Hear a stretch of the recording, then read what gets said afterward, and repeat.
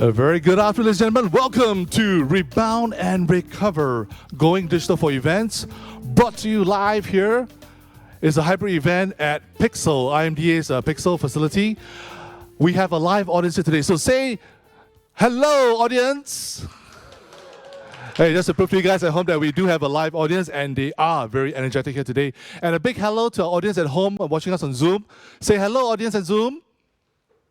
Okay, we can hear you guys all the way from Changi Airport, so thank you for joining us today. It's a great event, but it's also a very serious event, all right? So this is a hybrid event. It's brought to you by SACEOS and IMDA. Now, I understand that these acronyms may baffle you, so allow me to be the acronym explainer for today.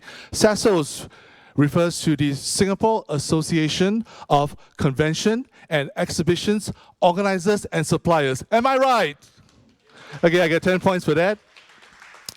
It's also brought to you by IMDA. It's the Infocom and Media Development Authority of Singapore. And my name is Billy Teo. I'm a member of IMDA's OIP team, which means the Open Innovation Platform team. Now, what is OIP? It is Singapore's most popular innovation crowdsourcing marketplace where we bring together business owners with unique business challenges and we matchmake them with tech solvers from our community of over 10,000 tech solvers, all right? So it's a great place to find innovative solutions to solve difficult business challenges. Now, today's theme is Rebound and Recover, Going Digital for Events. Now, as we know, right, the greatest understatement I can make today is that 2020 was a challenging year, all right? The COVID pandemic is no joke.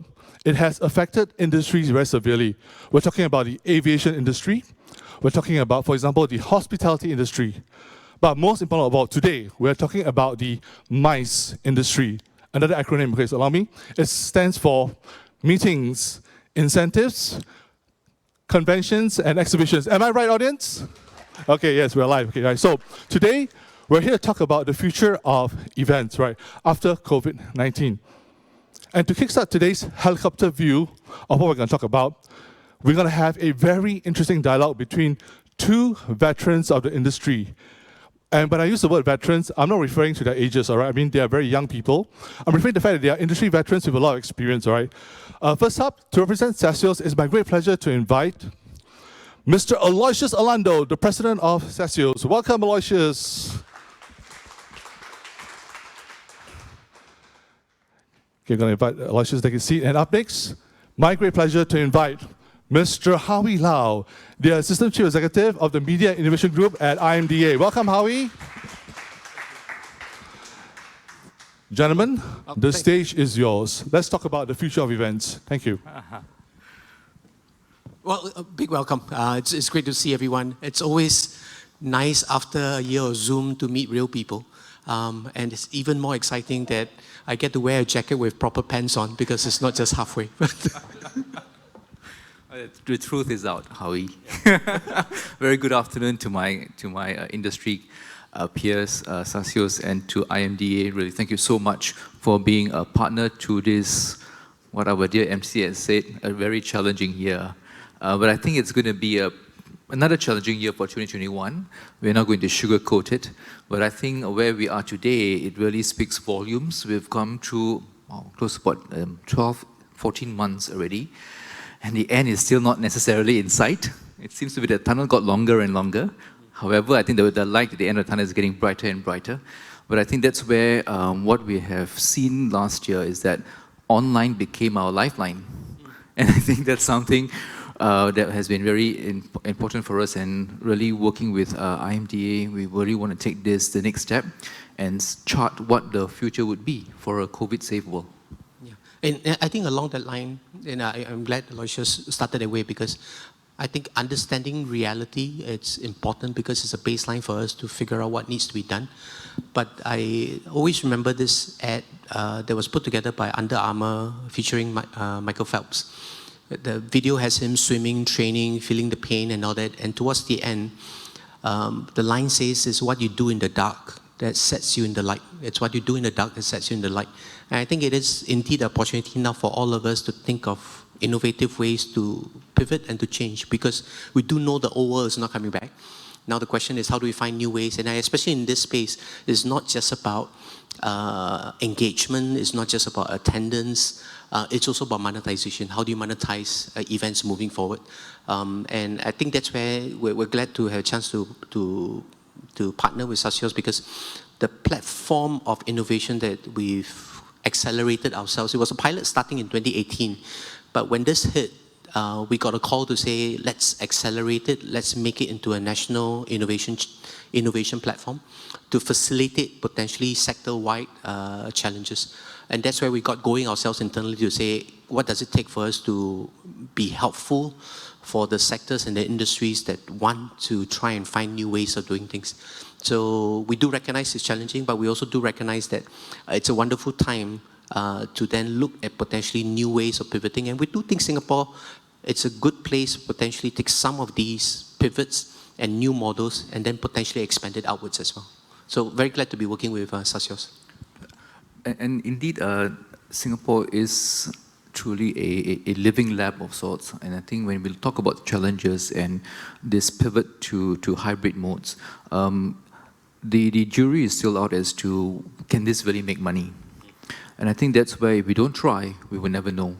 I think the cost of inaction is going to be even more costly for us than doing something. Having said that, we've got the OIP challenges last year, and we've gone through some very interesting showcasing of solutioning. And I think moving forward, it's also to think about how can we strengthen what the new foundation would be for a hybrid model. And I think one of the key things as we are going through this is the online platform has enabled us to reach to markets that we have never been, and to invite people from particularly for the four corners of the earth. Having said that, when you're on a digital platform, your surface area gets expanded, and therefore more prone to cyber attacks and the like. So how do we also think about cybersecurity and hardening of data protection as we go through these platforms? So I think that's something we want to do in terms of strengthening the foundation, and it's one of the key challenges that we will have to contend with in this year as we accelerate on the hybrid platform. I would just add to what Aloysius said. I think Singapore is potentially, we're very blessed that we are in a nice environment that we can do a lot of these experiments, because it's not just about a platform, it's the fact that Singapore is kind of unique in that things are quasi-normal here.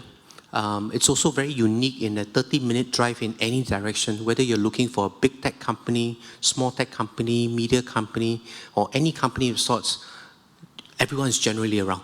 And that's an advantage that we hope to be able to accelerate. Billy talked about the 10,000 problem solvers that we have on the platform. But beyond the 10,000 solvers, there's a whole bunch of folks. So if you just go down this way, there are a whole bunch of tech companies and media companies. You head down to downtown, there's a whole bunch of tech companies and media companies. And those become potential opportunities. And the good thing is everyone's trying to figure out what's next as well. So we do think it's hopefully a good place. For example, the last one that the first one we did when the National Innovation Challenge got going last July, at the end of it, we found 𝗥𝗲𝗯𝗏 and 𝗏𝗏𝗏. And within 1.5 months, they were able to develop the safe management solution.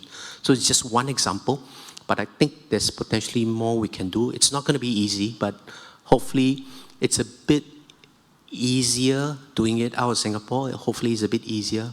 But I think more importantly, I'd just like to add that we are only as, the possibilities are only as good as what we try. And as a government agency, I'd like to put up a request that you have feedback, suggestions for us. Let us know. Because we're also tweaking, we're learning, we're trying to figure out how to be helpful as well. We may not be able to do everything, but at least give us a feedback and we'll see what we can do. So let me just call out my two colleagues who are instrumental OIP, Charlene and Eric. So if you can't get hold of me, these two chaps will be around as well. Okay? And I think one of the key things, as you rightly pointed out here, it's really how do we play at this intersection of this industry, right, which is the MICE or events industry, together with technology and what you've mentioned, 𝗥𝗏𝗏𝗏, we tried some of these solutioning out. But there may be many more and maybe focused energies to look at. And I think that's where it also shines a spotlight on what sort of capabilities that we will need to also think about. For us as organizers, we have no choice but to go into understanding what broadcasting, animation, gamification, and what have you, including the whole notion of algorithms and things to understand the customer even better. And how do you then gel all this alongside the physical manifestation of the event? And I think moving forward, when we look at hybrid, you have to be well versed with these two worlds. And having said that, we also have to bear in mind that the virus is going to be extremely sneaky, right? The variant is coming fast and furious. And I think, how do we inject predictability into events? Because as you see what's happening now in Singapore, the cases are going up a little bit of causing a bit of a nervousness. You're looking at what's happening in India and in different markets, because Singapore really attracts different participants from all different markets. Protocols are going to be different. So how do we also continue injecting and embedding the solutions that can take care of track and trace, as well as to ensure density management is there, as we embark on new solutioning for different aspects of the customer experience in the hybrid setting? I think it's not going to be, it will be trying to find solutions that intersect from across safety, customer experience, the efficiency, and money making. Putting 3 bubbles together was really tough, but now it's 4. But I'm actually quite confident. I think I see the momentum, I see the willingness of the different groups within the ecosystem coming together, and we're hopeful that IMDA can be helpful as you guys craft what needs to be done next. So I think we're going to have a great session next, and my colleague and I've got my VP for Digital Innovation, Veemal, is somewhere there, yes. So I'm basically, I'm a fake. He's the guy that does all the digital side of things. But more importantly, I think we're going to really encourage our members and our industry at large to really take this wonderful advantage, working closely with IMDA and the community in the digital and technology space to really think about what are some of the solutioning we can do. I think the greatest thing is really to have this a growth mindset. We are also used, and we're all creatures of habit. This is what we've done before, and therefore let's see what we can do and bring it back. But if we just open our minds and see how we can embrace that, I think we will surprise ourselves with the solutioning that we can come up with. So we look forward to a greater collaboration, and more importantly, being truly hybrid ready for tomorrow's world. Cool. So this is the end of the warm-up band. The main band by Bill is coming. I'm always very impressed when he presents, so looking forward. Thanks, Al. Thank you. All right, big thank you to Aloysius and Howie for a great opening act, a very fascinating dialogue that gave us a whole helicopter view of what has happened to the MICE industry over last year and how innovative technology can be the panacea to solve our problems and help us go forward.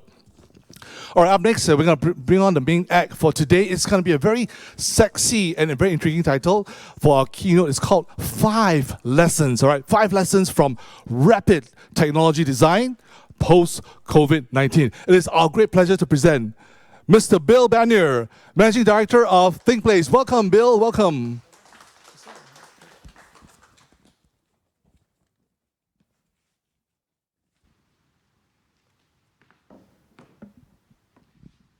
It's a pleasure to speak to you all today. I've been introduced as the sexy one and the main act, but I have to say I'm not. I think the guys who are coming next are the actual heroes, because they're the ones who've actually done the work. My role in all of this is really upstream, actually. So as a facilitator on the Open Innovation platform, I'm working at the start of this process where we're bringing together a lot of partners around a common business problem and trying to help them make sense of that up front to understand what is it that we need to be doing, what's the direction we should push in, and how do we start to take action. And then it's others who actually do the hard work to make it happen, and the panel next will give you a lot more of the nitty-gritty of what it was like to do that. But maybe just to introduce myself quickly, so I call myself a strategy design consultant, and what that means, I'm allowed to take my mask off, aren't I? Great. That's going to feel better.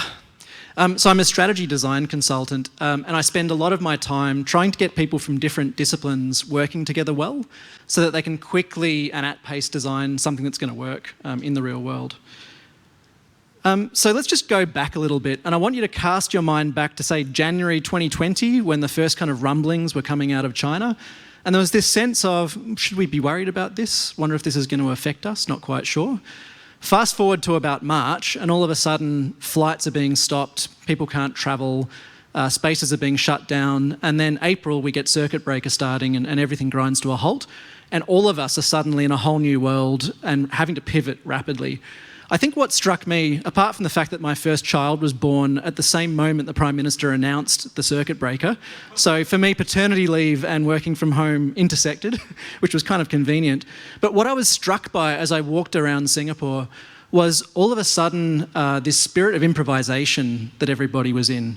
From established patterns, all of a sudden everyone was pivoting, trying new things, and everyone was doing it. From the malls and retail to you guys in events, to the construction industry, everyone was taking drastic, rapid action in a way that we hadn't seen for a long time. It was almost like a wartime footing. So in the event space, what we saw was this rapid improvisation on two fronts. First of all, how do we take all these things we were going to do and move them online as quickly as we can? So that we can still reach an international market, we can still go ahead with some of these things required. And then I think the second wave that came after that, and this was one of the national innovation challenges that I worked on, how do we reopen safely? How do we understand the opportunities for technology to help get us both of those things? Better digital events and safer events in the physical world. So this was the world we found ourselves in. And for me as a facilitator for National Innovation Challenge, this was typically what was happening. So we'd get 30 or 40 of you convened under SACEOS, coming together to think, how do we actually make sense of this? What is the challenge and what do we actually need? What do we need to ask the technology world for that's going to help us to do this? Because they don't know. They have capability we can use, but they're not the ones who know the business. So how do we bring them together and broker them effectively? And I think the question that came about was, are we just replicating what we used to do online? Or are we actually, is this a transformation? And I think increasingly it's the transformation that we're gunning for. It's a little bit like the late 90s when the internet first came along, and our response in the service industry was to shift all of our stuff online, but that looked like taking our paper forms and then putting them in PDF online, where I could download them, print them, sign them and send them back. Nothing had actually changed. But over the next few years, all of a sudden we saw an evolution in how services are delivered online that actually changed the medium and changed the nature of the actual service task. And I think that's where the event space is now as a result of COVID. We've gone from the how do we quickly deliver what we needed to do online to what is the transformation and what does the new normal look like. So what I'm going to present to you today quite quickly is just a few simple lessons that we learnt. It's a sort of a playbook. I don't want to pretend that this is amazing stuff. I actually like to bring people back to the basics because you have to get the basics right to be able to do the job. And so this is what we learned, particularly from the National Innovation Challenge body of work and OIP. So the first step really, it's an obvious one, but it's actually time to take a step back and reevaluate what is it that a customer actually needs. You know, this is design thinking 101, obviously, but a lot of people don't take the time to actually do it. And so COVID was a real opportunity to step back and say, what are events actually really about?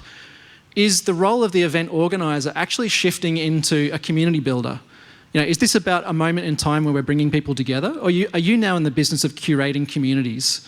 Maybe you always were. But how do we think about the actual task that's underlying this? What's the actual value that we're creating? And the Jobs to be Done framework is a useful way of doing that. For those of you who want to know more about that, the super crash course in it is this. When something happens as a customer, I want to be able to do something so that I can get a payoff, some kind of outcome.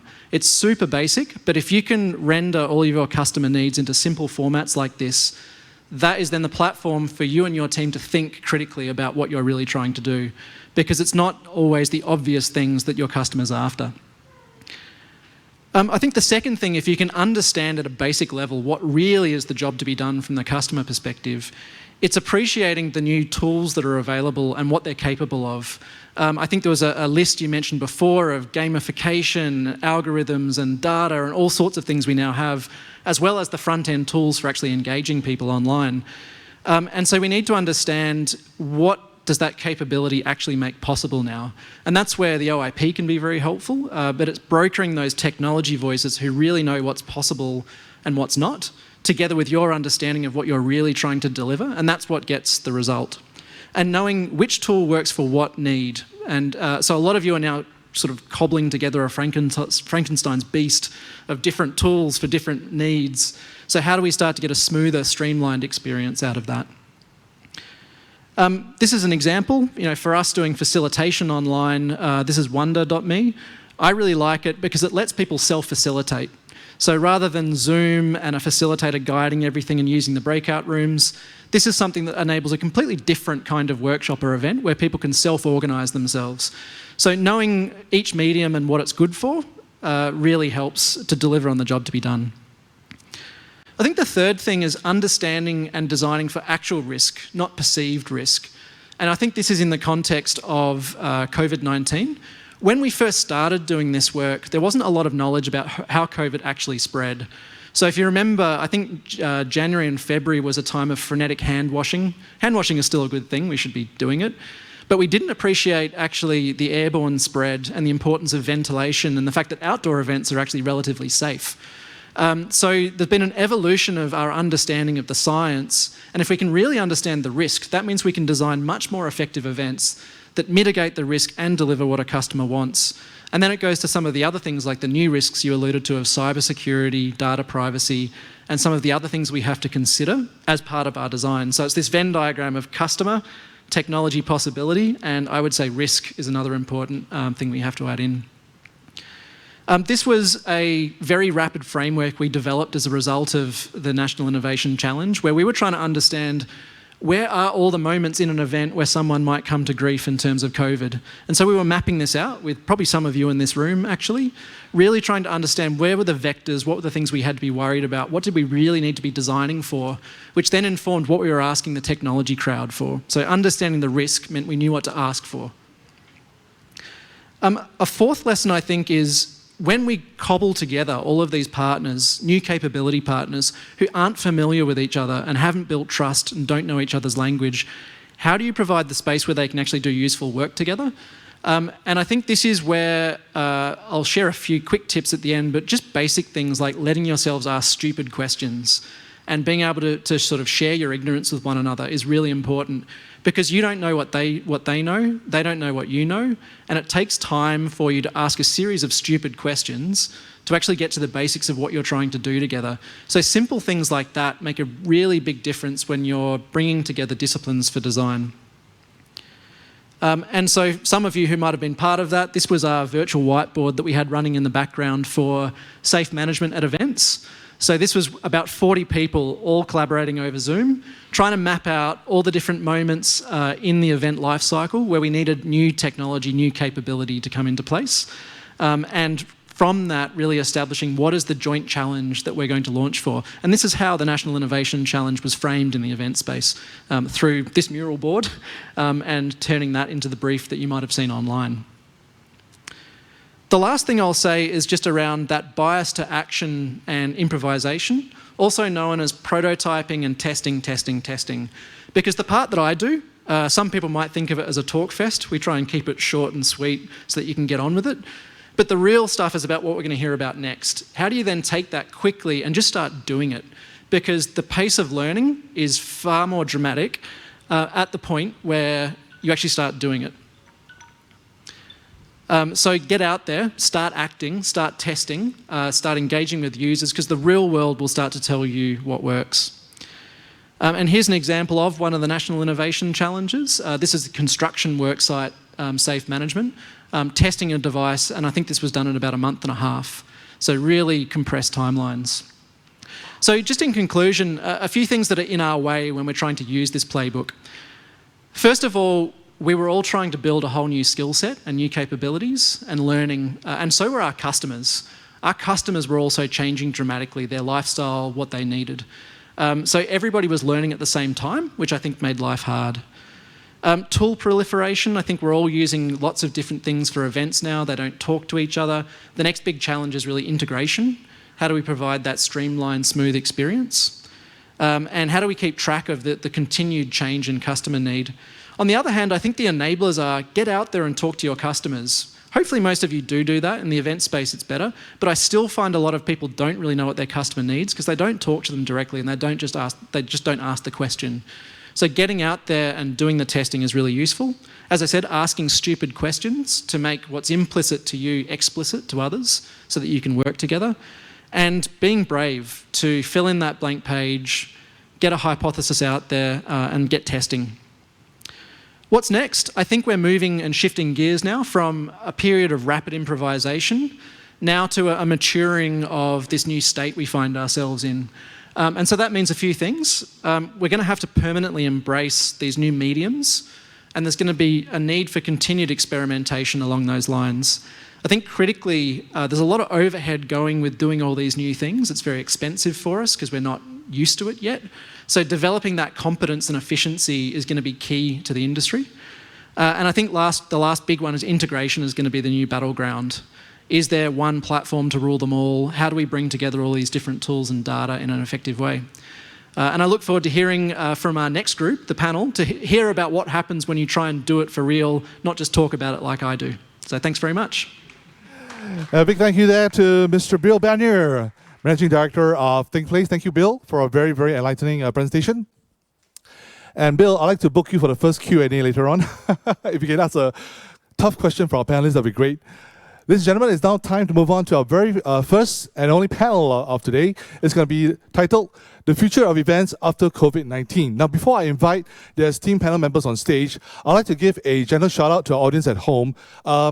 People at home, or on Zoom, you're welcome to send us questions via the Zoom chat. So if during the panel discussion you have questions pertaining to, for example, the hottest topic of hybrid events, right? Feel free to put up a question in the Zoom chat. My colleagues will relay the questions to us and we'll get a panel to answer. So if you want to see the panel act under pressure, send in your toughest questions right via Zoom. For the live audience, all you have to do is simply raise your hand and we'll give you a mic to ask the panel members questions, okay? So I'd like to invite questions from Zoom as well as from the live audience here. Okay, now it's my great pleasure to invite the panel members, for our first panel discussion today. The topic, of course, is the future of events after COVID-19. It's now my pleasure to invite our first panel member, Mr. Adam Piperdy, the CEO of Unearthed Productions. Welcome, Adam. And a shout out to the crew at Unearthed Productions because they are the ones helping us to run this hybrid event. Thank you, guys. Thank you, Adam. Yes, please go ahead. The best seat in the house, Adam. That's reserved just for you. Okay, up next, my great pleasure to welcome Ms. Debbie Evans, Managing Director APAC for Freeman, and also Vice President Community at SACEOS. Up next, I'd like to welcome Mr. Ian Wu, CEO of Huone, Singapore, and SACEOS Community member. Welcome, Ian. I love the audience today. You guys are so enthusiastic. Up next, we'd like to welcome Mr. Kuan Yan, CEO of Jubila, and a SACEOS Co-op member as well. Welcome, Kuan Yan. And finally, my great pleasure to invite Mr. Veemal Gungadin, CEO of GlobalSign In GEVME, and he has a special identity, a secret superhero identity. He's also the VP of Digital Innovation at SACEOS. Welcome, Veemal. Panel members, thank you. Okay, now, before we go on, it's my great pleasure to invite the panel members to give a quick elevator pitch. So I'm giving that about, do you think 30 minutes is enough for each member? Or maybe 30 seconds, okay. So I'd like to give each member 30 seconds to do a quick intro of themselves, as well as what they do in their day jobs. Welcome, Adam. You can start first. All right, thanks for having me. My name is Adam Piperdy. Thanks so much for inviting me here. I'm the Chief Experience Officer for Unearthed Productions. So what we do is we help our clients, both event organizers and end clients, produce virtual and hybrid events. We specialize in broadcasting, and our team is here helping out with the Zoom. So if it works, great, it's us that's doing it. If it doesn't, then write me a feedback, all right? That's it for me. Yeah. Okay, thank you, Adam. Next, I'd like to welcome Debbie to say a few words. Debbie? Yeah, thank you. So I'm Debbie Evans. I'm the Managing Director for Freeman in APAC. Freeman is an event company, a global event company. We create brand experiences for companies, whether that be in a virtual setting, in a live or a hybrid environment. And Freeman globally has a mission to redefine live in the new era. And I'm also just recently been appointed as the Vice President of Community for SACEOS, and I'm very excited to be in that role. Thank you. Congratulations, Debbie. Thank you. Up next, I'd like to welcome Ian to say a few words. Ian? Hello everyone, good afternoon. My name is Ian and I'm the co-owner of Huone Singapore. We basically are Singapore's largest thematic meeting space. In a year, we host about 1,500 meetings here, from 5 packs all the way up to 130. And we were in the thick of the COVID action and we've seen so many different variations of hybrid that I just completely lost count. So super excited to be here, happy to share whatever feedback we can give to everybody else who's grappling in this space. So thank you so much. Thank you, Ian. Up next, my pleasure to invite Kuan Yan to say a few words. Kuan Yan, please. Hi everyone, I'm Yen and I'm from Jubila. So Jubila, actually we are AI engagement hub for events, trade shows, conferences, summits itself. And what organizers use us to do is to host their content as well as their matchmaking, their audience itself on the same platform. And what we really specialize in is use some smartness like AI and stuff like that, to match people, to have fruitful meetings, and of course, let them discover the best content that the event has. And in a virtual setting right now, in a lot of events that we power, we are kind of like a virtual show floor that I would say is smart, yeah. All right, thank you, Kuan Yan. And next, Veemal, please. Hi, I'm Veemal. I'm the CEO of GlobalSign In. So we're an event technology company. So the core product that we have is called GEVME, that allows people to run virtual and hybrid events. So I'm also the VP of Digital and Innovation at SACEOS. And I think one of the things that we're trying to do, like what Alex just mentioned, so we're still not out of the woods. So one of the things we're trying to do is really like building a strong public-private partnership so that we can come up with initiatives that are practical, right? And one of the kind of things we're looking at here is to bring about initiatives that can bring down cost and then hopefully make events more sustainable. So I guess we're going to be talking a little bit more about that. Yeah. Thank you. All right, thank you. Now, ladies and gentlemen, before we had this event, we did a pre-survey among our audience members as well as the people at Zoom. And we have found out that many of you are very interested in this thing called hybrid events. You wonder whether, one, is hybrid event the future of events? Number two, how much does it cost to run hybrid events? And number three, how do we train our industry people to scale up for hybrid events? So I'd like to open the floor to the panel members to discuss what are your thoughts about the future being hybrid events. Feel free to disagree. Okay, should I take that one? All right. Okay, ladies first. Welcome, Debbie. Thank you. So I think it's pretty obvious that the world of hybrid is going to stay with us for quite some time. Certainly the immediate future, the midterm future. I think further out, live face-to-face events will come back, but I don't think hybrid is really ever going to leave us, whether that be through necessity or whether it be through sheer convenience. And we know that virtual added in with live has had, it's allowed us to reach out to people from, as 𝗏𝗏𝗏 said before, the four corners of the world. And, companies have realized that business can be done, connections can be made in a virtual environment. They may not be as brilliant as in a live or a face-to-face situation, but they can. And so for convenience, once the necessity part finishes, I think hybrid's going to stay around for quite some time. Panel members, any other opinions? Veemal, please. Yeah, totally agree. See, so I come from a tech background, but if there's one thing I think we can all agree on is that nothing beats face-to-face, right? So we're all looking forward to that. But at the same time, is like the digital component of events are going to be here for a while. Now, whether that's going to be a permanent change, that's still to be seen, but for sure there'll be the digital component. And really, that's what hybrid is all about. So that's for sure is the future. But I think you kind of mentioned that is like, again, back to the point of cost. I think there have been lots of experimentation. I think we're at the beginning of it. If I can probably share some figures. So it's in the range today, if you, let's say you were to run a hybrid event, the cost would be at least 2 to 3 times that if you were to run a physical event.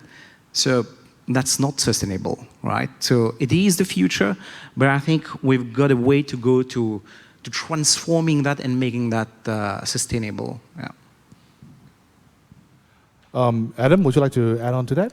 Yeah, I think where we are right now, we're actually experimenting a lot with hybrid events. I think there'll be some people, some event organizers and clients themselves, they're always saying, let's not do anything. Let's just wait for physical events to come back. But Veemal and I were just chatting just before this, and we realized that when some of these hybrid events, we can't fill up the audience.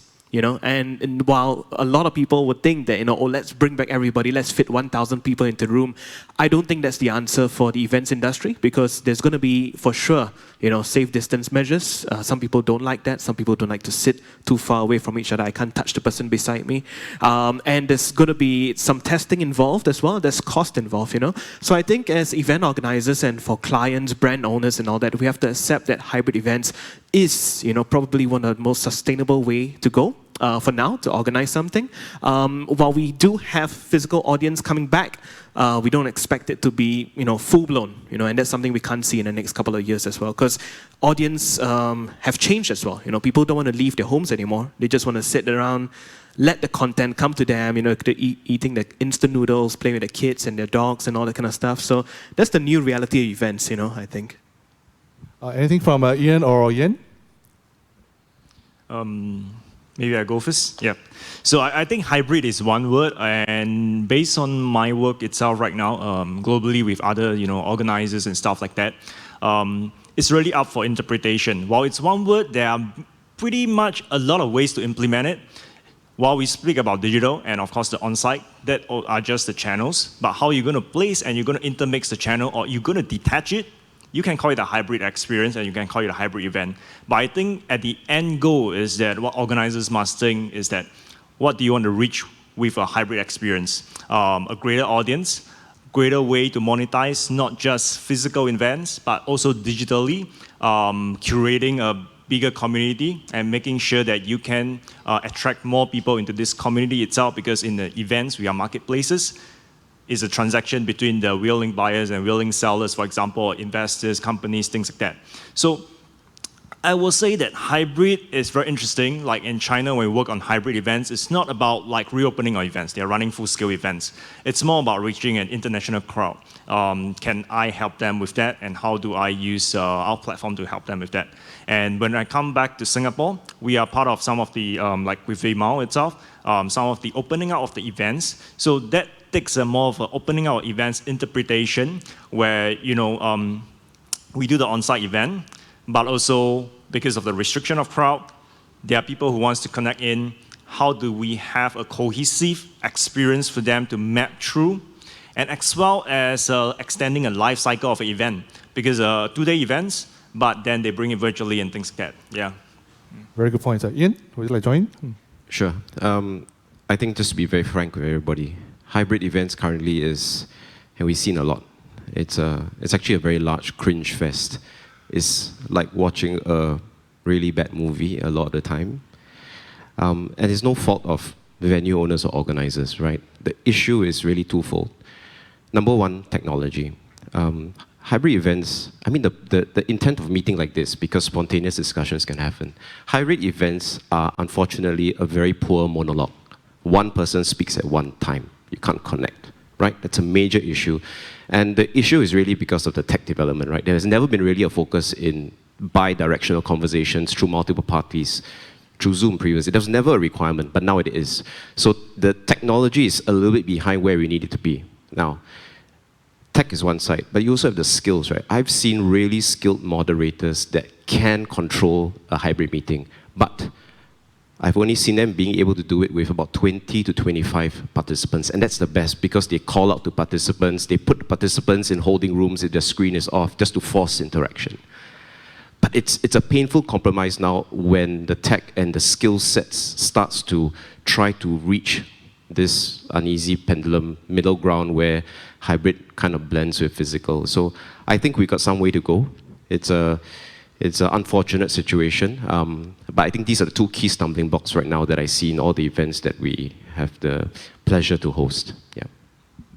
All right, very good summary there from Ian. I'd like to pose a question to Veemal, since he's the VP of Digital Innovation. So it's regarding the skill sets. I mean, given that we have, over the last year, introduced a lot of innovative technologies, right, into events, whether it's hybrid or even our, live events. What does it take to groom the skill sets among the industry? I mean, how do you need to what do you need to do to train people to adopt and to use all these technologies in a very fluent way?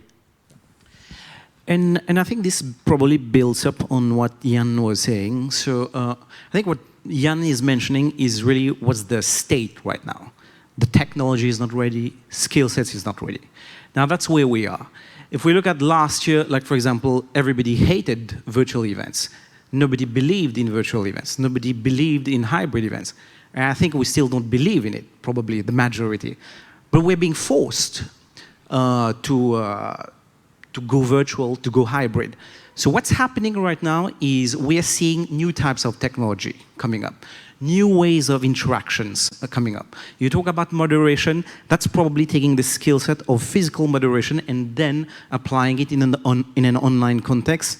Yes, it's painful, but that's the new way of what we're going to have to be learning. So the learning is not just the technology, but it's across the board. I think Bill brought up a pretty great example, Wonder.me. It's a startup that never existed 2 years ago.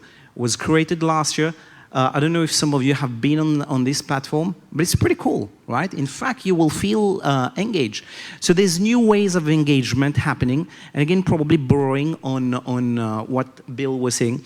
So we know that we need to acquire new skill sets. The question is which one, right?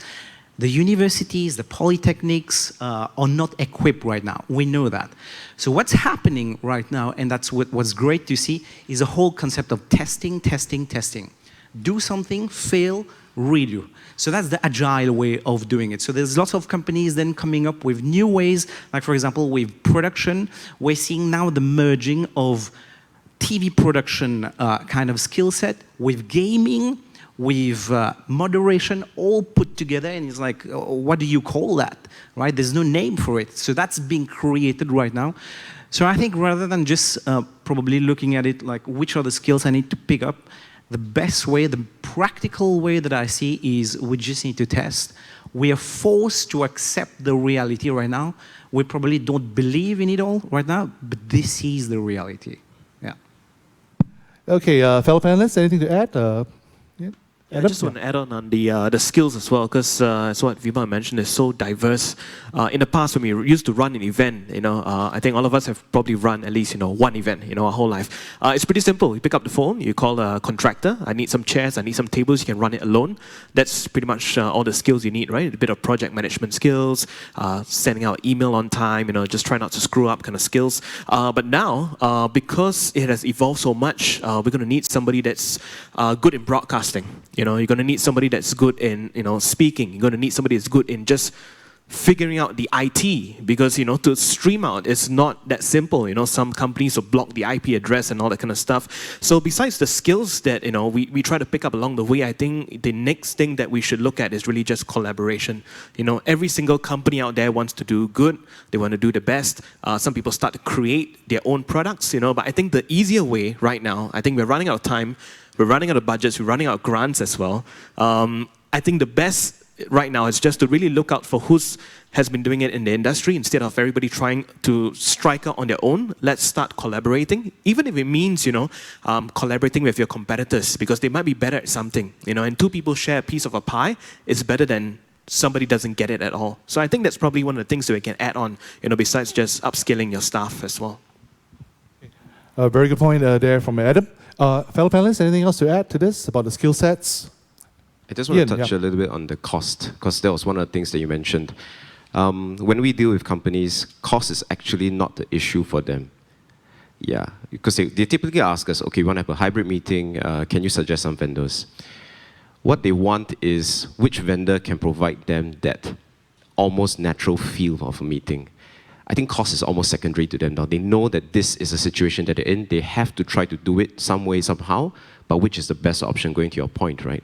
How are we going to move this forward? Because right now, when you suggest to them, they all generally kind of the same. Some people are good in certain areas, some tech are good in different things, but the seamless communication. So I don't really think it's a question of is it too expensive? It's really, they haven't found anything that can address their needs quite clearly. I think that's the real issue. Debbie, I was just going to say, I agree with Adam. You know, like forming relationships and collaborations with people is amazing. You know, we're certainly within my business, we've got more friends now from a more diverse group than ever before. And I think that's certainly the way forward. But, you know, just for 1 second, I'd like to do a little shout out to everybody in my business and everyone else's business. The pivoting, the transitioning, the relearning, the reskilling has been incredible. And I think it does say something about the resilience of this industry in particular. That's a very good point there, Debbie. Thank you. I think this is a very resilient and very innovative industry that has adopted new tools, right, to keep going, you know, even when the crisis worsened last year. Okay, I'd like to open now to questions from the floor. Anybody would like to ask the panelists a question? This is your opportunity to ask them a tough question, to see them sweat under the very hot lights. Bill, any questions for the panelists? Could we give Bill a microphone, please? Thank you. Okay, take it away, Bill. I think I want to go back to the point that Adam was making around collaboration in the industry, because I think we've seen this in a few different sectors. One of the other national innovation challenges we worked on at the same time was construction. And so there was BCA brokering the industry to say, to survive, do you need to collaborate? And, you know, one of the things they were saying was, there's all sorts of antitrust laws to stop us doing that. Do we need to change that so we can collaborate through this period, for example? For your industry, to get that collaboration happening, what's the common will and spirit to do it? And in practice, how can you do that well? Because overcoming the competitive urge can be difficult, but in a time of survival, it may be essential. So what's the critical ingredient to make it happen? And that's a very good question there. So, Veemal, you want to take it? Yeah. Yeah, mindset, right? I think probably as an industry, and I can talk about our industry, maybe that wasn't really there, right, for the longest of time. And we've been forced to go in this mode of collaboration. But I think the pleasant thing here is that we are all, and when I say we here, I talk about across the board, right? We're all discovering that, hey, this genuinely works, right? On a more practical level, what we did at SACEOS was to go out there and say, hey, I think safety around events, safe event is going to be an important thing. Can we come together and then build something, in which is what the whole collaboration with IMDA and IC was all about, and build something new that's not out there to help events, organizers, and venues in general to adopt something that will bring down costs. And then sure enough, there were two local companies, 𝗥𝗲𝗯𝗏, Viatic, who, I don't know, dare I say, used to be competitors in the past, coming together, right, building it, collaborating internally with other companies within the industry, giving insights, and that's where the 40 people you were showcasing doing the whole collaboration, everybody chipping in, like this is what we need to do.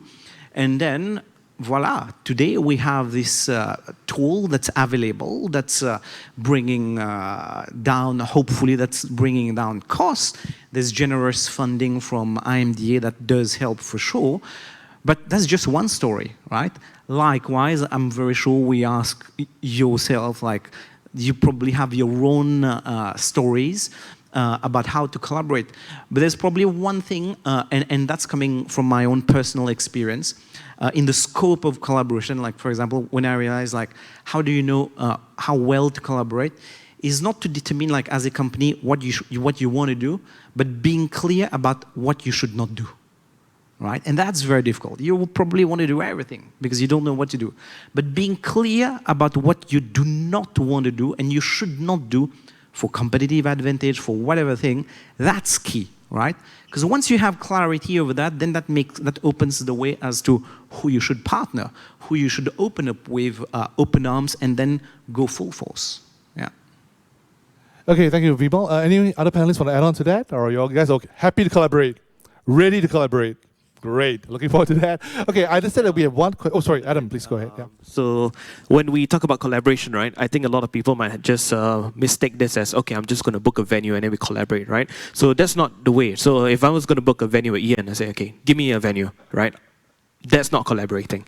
So then you just become a supplier, you know, and then I just give you some money, my client pays me, and then you're just a supplier-partner kind of relationship. I think collaboration has to go a little bit deeper. You know, we have to ask Ian, okay, so tell me more about the events you have held, you know, at your hotel. What are some of the learnings? And then you can ask me as well, so, you know, what kind of clients are booking venues like that? And that's where really, you know, people can come together. So we have to be, another key to what you're asking is, what are some of the ways we can start? I think it's just transparency and just being open. Okay, this is what my business does, and this is where we want to go.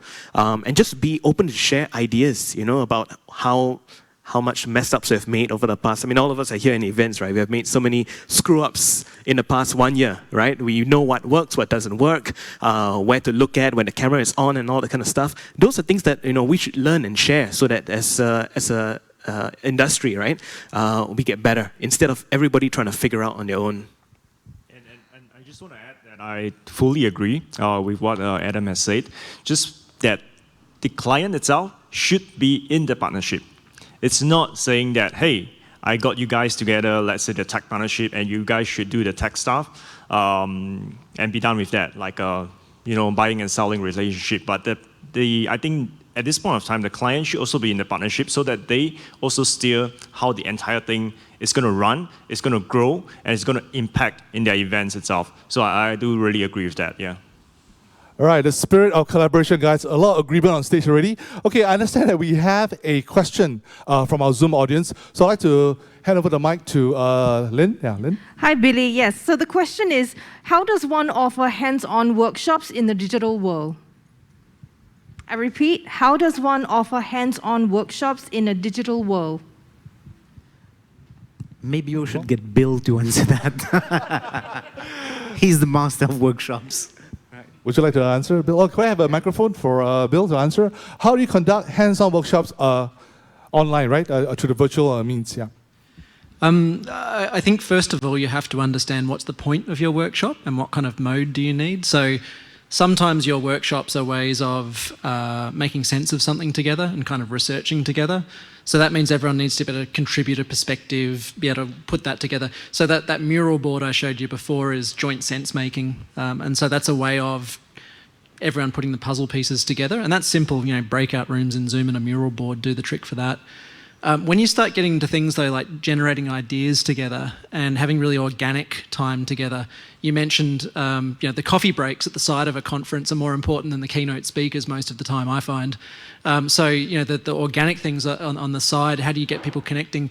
I think that's where choosing your tool wisely really matters, and it's why I displayed the Wonder.me as an example of a very different kind of facilitation, because a tool like that lets people self-organise, find their own groups, and you know, be able to come together in different ways. So it is a matter of picking your facilitation style and then picking the right medium, and there's no one medium that does them all. So you're often, and that, I think the biggest single risk in all of that is how you get people used to each of those tools without overloading them.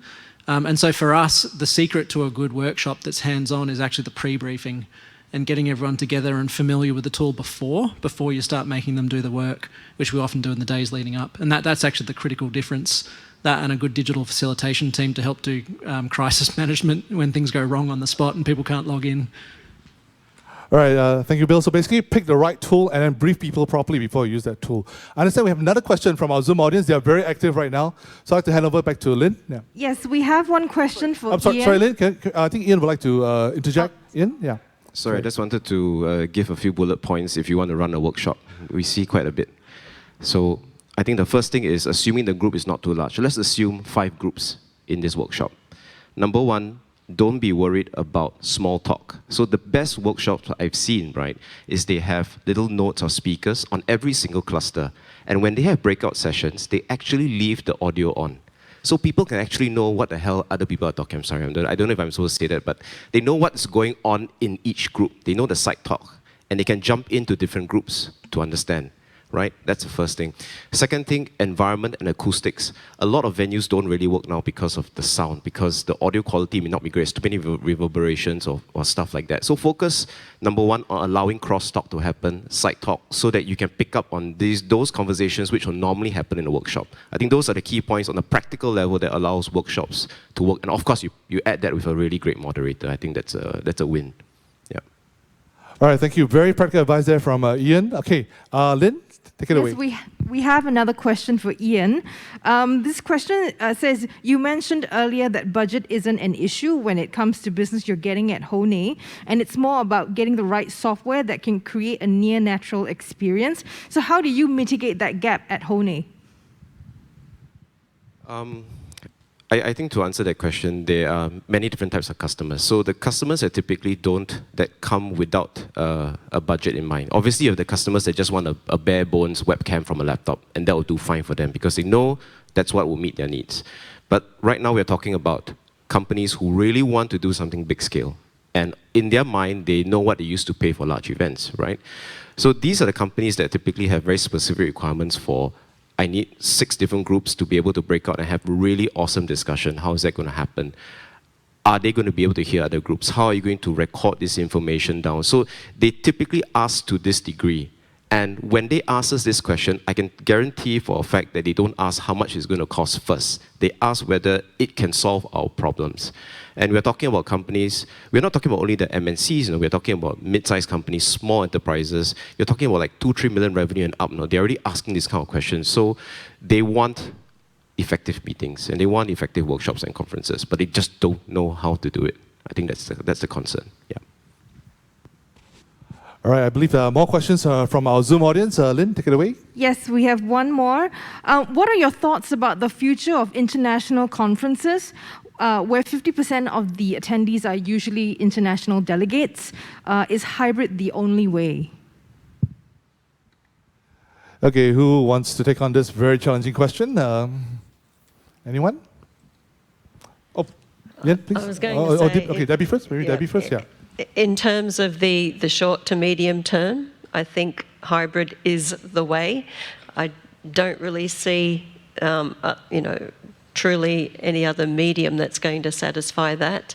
I know that there are some organisations that are working on holding remote events at the same time and then using, technology to connect them. That's one way, but the type of international conference that we have seen in the past, I think is really going to take place via a hybrid environment. And I think in the audience in an international summit nowadays, they will understand because of all the travel restriction and stuff like that, it's really hard to, come together. So hybrid is definitely the way to go. For example, we actually recently just worked with the World Trade Center Assembly, their global assembly, and we will bring in, their audience all together onto a virtual, and of course, perhaps they have a small hybrid event, like on-site event. And I think the main takeaway here is that could you still get the personalization going on? Can your moderator still facilitate the best sessions? And as well as, can we still, have the opportunity to at least know that, hey, there are people out there for us to keep connecting with and get the conversation going. And I think in these trying times, I think a lot of people will understand that, we are trying to get the show running. We are trying to get things going. We are trying to help your business, move forward. So hybrid definitely is the way to go. But is it the next step to go? I think we probably end off the session with that. Yeah. So probably just to add, I think conferences in terms of the type of event is probably the one type of event which is ripe and where hybrid is the future. Hybrid is not new, right? Lots of companies were already doing it, meaning having the physical conference and then streaming it live. But then those joining it live were what we used to call the second-class citizens, right? Because it was just horrible. You'll just be watching a stream, not starting on time and whatever else, can't ask a question online like what we are getting right now. That was the experience. The industry has forced to do that, right? And in this case, what's happening is the benefit is, in fact, you reach out to a wider range of audience, a wider pool of audience, especially if, let's say, your event is international, right? And that brings in, now we're still trying to crack that, brings in new ways of monetization, right? I think this is the type of event where I think this is the future and it's not going away. I totally, absolutely agree. And, you know, one of the things about this whole pandemic is that, you know, it's forced people to interact, engage via a virtual, you know, way. And a lot of businesses, even when the borders are open, when the pandemic is a thing of the past, you know, organisations are going to be still looking at their travel, their expenditure, and, you know, the convenience of people, and, you know, knowing that they can engage virtually. I think still a lot of people are going to prefer that. But I think, as we said right at the very beginning, one of the beauties of the pandemic and of the virtual world is that it's enabled us to cast a much wider net across the globe and bring together different people with different thoughts and ideas and viewpoints. And that, at the end of the day, makes for a really engaging event. If I could just add on to that as well, I think what Debbie just mentioned brought about a lot of opportunities for us to harness this data, because everything now is held online, right? In the past, when we talk about data, talk about how successful your event is, oh, I had 5,000 people come by, I had 10,000 people come by. Those were our data points back then. And maybe a bit of satisfaction, okay, 90% say I like the food here and all that kind of stuff. But those are things of the past. I think with advancement in technology, right now, I think even Zoom has like a report you can generate, I think, from a meeting or something like that. But if you are going to use a virtual events platform, for example, I'm sure those data points you can pull out, and those will be key for your sponsors, because you have 10,000 people connected, 5,000 people clicked on this. And the great thing about, you know, going international for a conference is that maybe you can even do geotagging, right? So if a sponsor is based in Singapore, you only send the ads to the Singaporean audience. Sponsor based in Malaysia, they pay more to be a title sponsor for Malaysia. So I think there's a lot of opportunities out there. I think the key is just to start somewhere, get the audience in, and don't stop going, because as event organizers, our job is really just to build the community, or at least help our clients build a community around a topic, around a particular organization. And that's where we can slowly start to grow and, you know, really harness this data and bring the money in. Hopefully the money comes in, you know, sooner, yeah. Okay, hopefully too, I agree. Okay, yes, I have a question from the audience floor. May I have the microphone, please? Yeah, thank you. Hi, everyone. Hi, everyone. Alvin here from SEAGANGS. Just going back to what Adam mentioned about collaboration and Veemal mentioned about cost. SEAGANGS, we have been in the broadcast. We have been doing virtual production for the last 3 years. When COVID hit, we pivoted into virtual events. One of the biggest challenges that we see when we first started was that, I mean, with regards about collaboration, the idea about how to be able to share information about what we have done and to be able to enable. I mean, the mindset of what you mentioned, mindset about am I creating competitor for myself? You know, if I'm really expert in my area, then why would I want to share information to train up the next team to be able to know what we do, right? And when I look at it, it's also a cost factor. I mean, the solution that we use is for broadcast. You're talking about 6-figure digits. When the first virtual event that I did, it was not the budget that the client has. It was basically for me to be able to take on that project, to be able to see how we go. So in a sense, it's also to let the client experience what is possible, and also for us to kind of demonstrate to the industry what is possible. So it was never about the budget. But as that goes on, I start to think about sustainability. Think about how is it possible for me to sustain at the kind of low rate with the kind of investment that's required, right? And when kind of cost factors, like I said, to do a virtual production studio setup on the broadcast, it's not, I mean, we have production companies coming to us, looking at our setup. You know, I was open to share with them. But 2 factors comes in. Number 1 is the cost of investment of the equipment and solution. It's not something that any company at a kind of market condition, they're going to take out $300,000, $400,000, $500,000 to invest and set up. So the cost is one part. But at the same time, like I said, it's a merger of media and technology. You need different people from different skill set. As you mentioned earlier, it's a combination of using 3D, game engine, broadcast with tracking and internet, right? It's 4 different things coming together to combine to be able to produce one project. And when you're doing a live event, I said every event is the first event. There's no second chance. When something happens, you need to have experience to know what's the problem, what's the issue. You need to be able to rectify it immediately. You know, I think with that said, like I said, you know, I mean, we've been doing this for a while now. I think it's also the question whereby I ask myself where we are. I mean, pre-COVID live events, it's never the industry we're looking at. We're looking more at broadcast, more looking at film. And then when COVID hit, obviously, this whole virtual thing started shifted. So we are in a position to be able to apply our knowledge and skill set. And I think I'm also quite clear now in the sense where I'm looking at we are more technology-based in a sense. My company by trade is a system integrator. We didn't do content production. So I think we are looking at ourselves more towards, I would say, a technology driver and as well a technology enabler.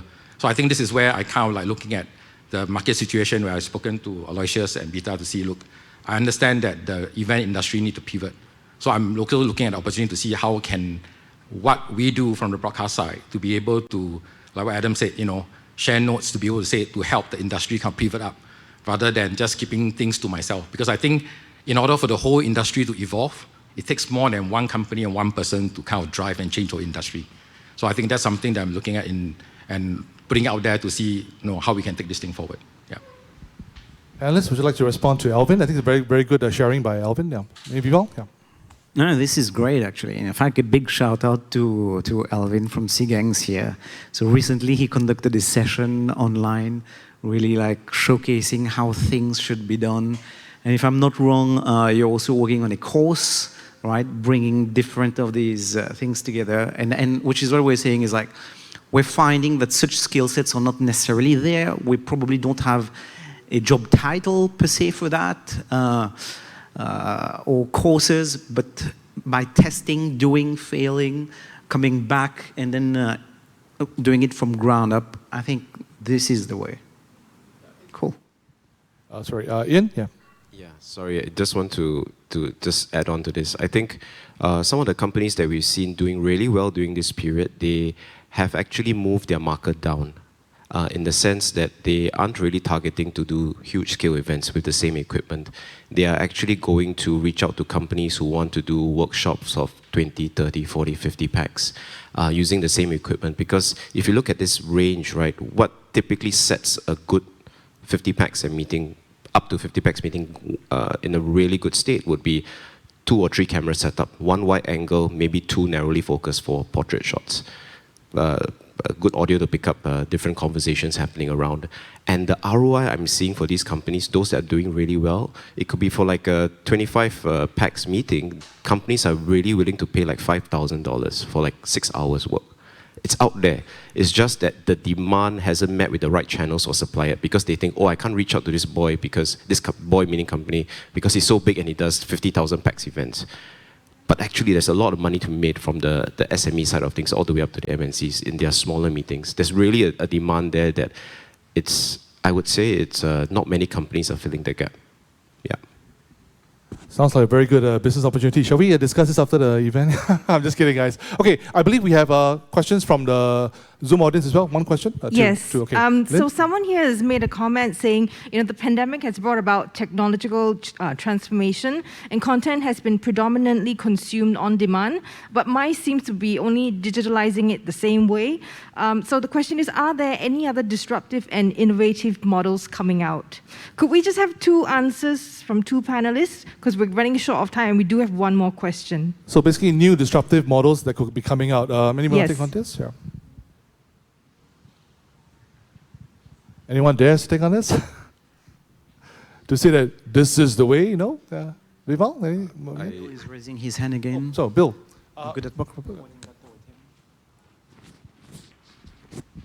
Just a really quick one, but I think asynchronous events. So in the old days, it was about everyone traveling and they had one moment together, and it was making the most of that.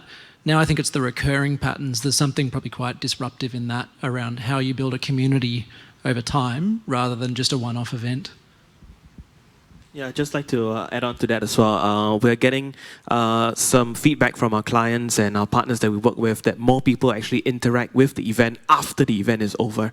So it's super important to get a good team to just cut it up into snippets, put it video on demand so people can kind of relive that, because people really don't have the time to attend to these events. So if you're tuning in on Zoom, good on you. Thanks for joining us. But most people want to watch, they probably email Beta and say, hey, I missed this, can I get a rewatch of it? And that's something that event organizers really need to put your heads to make sure, that the community is kept even right after the event. So agreed on that. Great. So the importance of post-event content. So in fact, from when we analyze exactly this from a numbers point of view, so we saw that events who left the event open, the registration open after the event where people could join in. So typically 50% more people join after the event. So it's like you're able to double your rate of attendance just by leaving that content on demand, and then where people are not just viewing the video, but they can still see the questions. And if the answers were typed, they can still see that. They can see the chat. So the continuity, the community building, very important, Okay, very good. The importance of community building. Okay, one last question from our Zoom audience. Question. It's for Veemal. So the question is, as an SME, are there any grants available, and how do we leverage on the National Innovation Challenge funding? Okay, cool. Good question. That's an easy one. So look, with the National Innovation Challenge, so the first thing is that's a partnership with IMDA. So whatever the cost is, there's 70% funding that IMDA provides, and the so-called approval for that. I think whenever we talk about grants, there's a whole paperwork and all that. So I think here it's settled. So that makes that much easier. So IMDA is one of such channel, right? With STB, there are technology funds like BIS, with ESG as well. In fact, on SACEOS, as part of the industry resilience roadmap document that we have done. So there is an attachment in there which lists down comprehensively all of these funding that are made available from the different agencies. So that's nicely done up. So that's available on the SACEOS website. But in this particular case here, there's NIC funding 70% from IMDA. Yeah. Okay, thank you. Ian, you'd like to join me? Sorry, just not to talk about funding, but about the MICE industry and events. A lot of companies I see, they focus on the platform. But actually, what's critical for really great events that we see, and we judge great events by the number of black boxes they have after a meeting. So for those that we have full attendance by start and end, right? The critical thing is production value. If organizers and whoever's running events think of the workshop, a conference, a seminar, just like a film. When one person speaks, he has multiple cameras on him. You get the reaction from another pan shot of another panelist speaking, for example. Those are the kind of sessions that you see people riveted to their screen, because it's almost like watching a movie. Just think of it as you're watching a movie. Like the Oscars ceremony, that kind of effect? Yeah, okay. Well, that's very cool. Okay. All right, I believe we have more questions, but we'll have to leave it for the next round, because we need to do a closing round of questions for all our panelists. Basically, my question will be very simple. What to you does the future of events mean? So maybe I can start with Adam. Yeah. I think the future events will be, it will be very challenging, especially for all of us, whether you're a supplier, event organizer, or a client or a brand owner. But I think what's most important is that right now is the time for us to really experiment, try out different models. Nobody knows whether this is going to be the model we're going to go ahead for the next 3 to 5 years. But the most important thing is that we have to try. Don't be discouraged, because I think what really binds all of us, in this room and online as well, that we love delivering content, we love getting people together, and just so that we don't have an event venue, because we cannot gather 1,000 people in one room, doesn't mean we cannot have an event, So think of it as an experience instead. So think of us as the new content creators, the content aggregators. I think that's our next challenge as event organizers, and really, if you're not sure of where to go, I think it's always good just to check in with SACEOS and see if they can do some business matching. Lynn and friends do a really good job at that. Match you with a platform provider, match you with a venue, and try it out, because everybody has their clients, everybody has their markets, and I think now it's the best time for us to really all just get together. And it's been 1 year, since COVID hit. Yeah. That's a great answer there from Adam. Debbie, would you like to try? Well, I think this is the era of innovation. And I think because of that, events can go as crazy as they can. So I think there's so much opportunity for events. The one thing that I would say, though, and I always say it to my team or whatever, is that we have to put the customer at the center.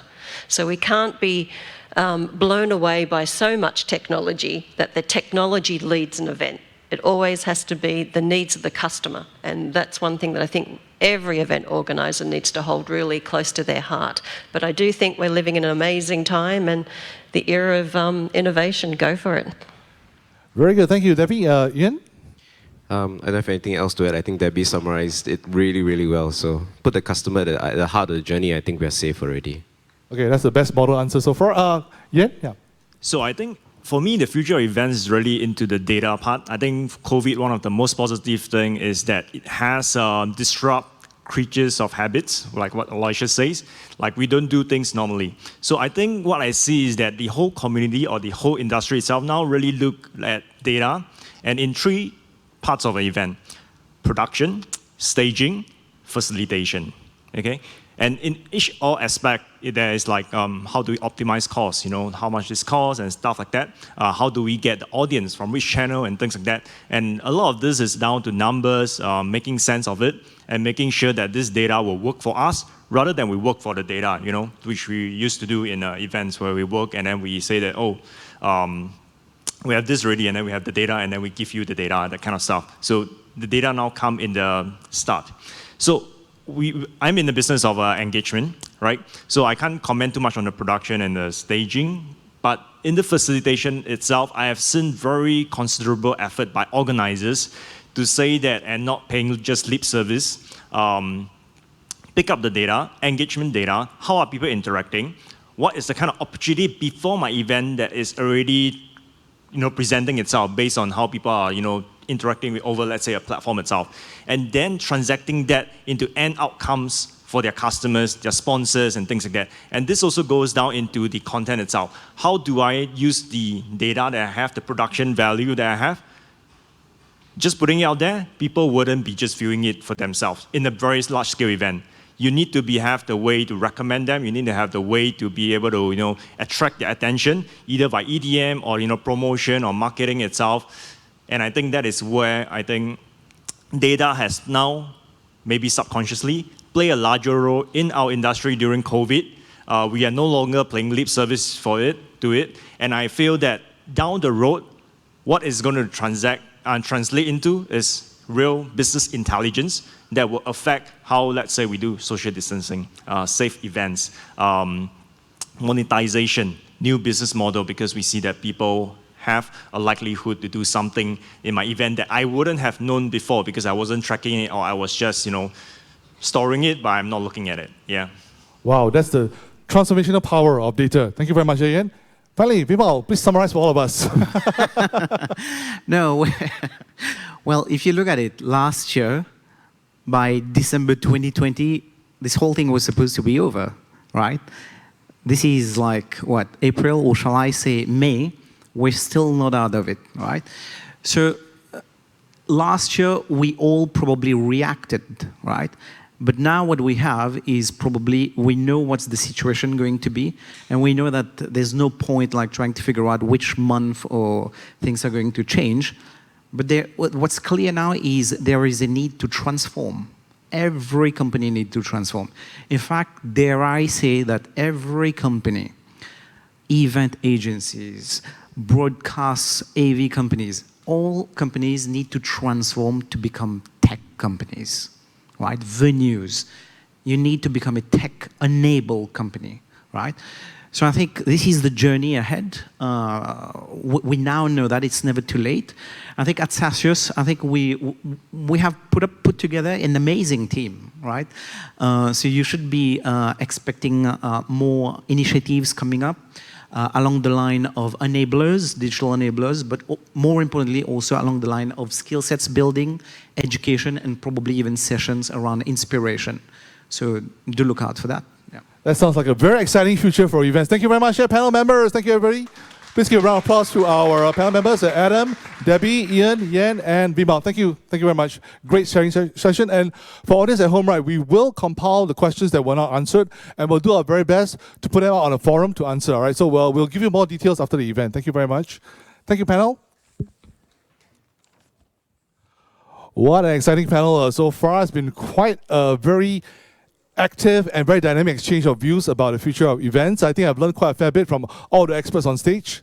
especially my new business partner, Ian. I'll look for you later. I'm just kidding. I'm just kidding. Okay. All right. Coming up next is going to be a very exciting innovation showcase. We have picked 4 of the star performers in our tech solver community of over 10,000 companies. So these are companies that are either finalists or winners of business challenges in the various OIP innovation calls, including the National Innovation Challenge calls. All right. So these are companies that have worked their way through innovative prototypes and actual deployed technologies, right, to solve the business challenges of their events partners, their business owners.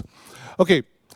First up, I'd like to invite to do a great showcase is a company called GroundUp AI. May I invite Mr. Leon Lim, the CEO and founder of GroundUp AI. Welcome, Leon.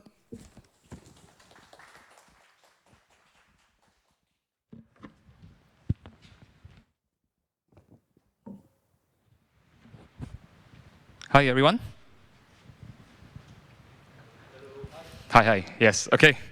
So my name is Leon, and I'm from GroundUp.ai. I'm the founder and CEO guy. All right, so I would like to start, because I only have 5 minutes, I want to share a story rather than I dive too deep into the technical parts of it. Okay, so COVID happened last year, we all know. All right, how many of us tried to use COVID to honestly try to build a better health? Anyone? Last year? Yes? Right? So what I did was the same. So I went online, because I haven't been exercising for the past 2 years, you know, startup life, trying to hustle and all, right? Yeah, and I went to this thing, and they called it like yoga for, COVID yoga professionals. Okay, so I thought that, wow, like professional, I'm a working adult and I'm trying to learn new yoga, something new in my life. So I went to this event. They were pioneers, actually. I think it was about like March, just when the government was like shutting down. So they were the first, in fact, I think in Singapore, to bring this whole yoga event online. Yeah, they used to do this yoga event at 𝗏𝗏𝗏. So I went to this online platform, because they say it's very cool, this event. So I went. I logged in. I went to the first thing that they do. And the first post that they introduced me was something that is called, it's like a contortionist kind of pose. So I tried to do it, right? And then I had to on my video because there was a trainer there. So I paid $80 to look like a contortionist, and obviously I can't do it, right? So what happened was, within the next 5 minutes, I dropped out the entire thing. Yeah, so that was my so-called yoga for professionals. Yeah, that was my first ever online event that I had in my entire life, actually. Never did this before. Okay, so I deemed that as a failure. Honestly, I was quite negative towards the whole online event space. Okay, but being the AI professional that I am, yeah, that was my background. So I was thinking, what if we combine some form of technology to boost this session? Yeah, so it's a very simple mentality that we had at the time. All right, so how can we make events better? I just wanted to have my exercise, right? So I start to imagine, what if, the whole world didn't have any form of AI inside, right? If YouTube didn't have the recommendation engine, what would it be today? Will it be as interactive? Will it be the #1 player? Now, what if Amazon didn't have the shopping recommendation engine? Will it be as interactive? Would they have been the #1 player? That's the question. So back then, I was thinking, what if I can combine this as an AI professional, and I put this recommendation engine into that yoga event? So rather than going for some advanced pose that I have to look like a crow, trying to do different stunts, maybe I can start off something basic like sun salutation. Okay? So I dive deeper into it, and we built up this solution. We call it hyper-personalization. Right? So I think online events, if we do anything online, it's inevitable. Right? People only want to go for something that they are suitable for and they sign up for. Okay, so times are changing. In fact, consumer attention, as we all know, is changing. If we don't serve what the consumer wants within the first 10 seconds, we're off the game. Right? I think the event organizers for my yoga event was quite fortunate because I stayed for at least 5 minutes. Right?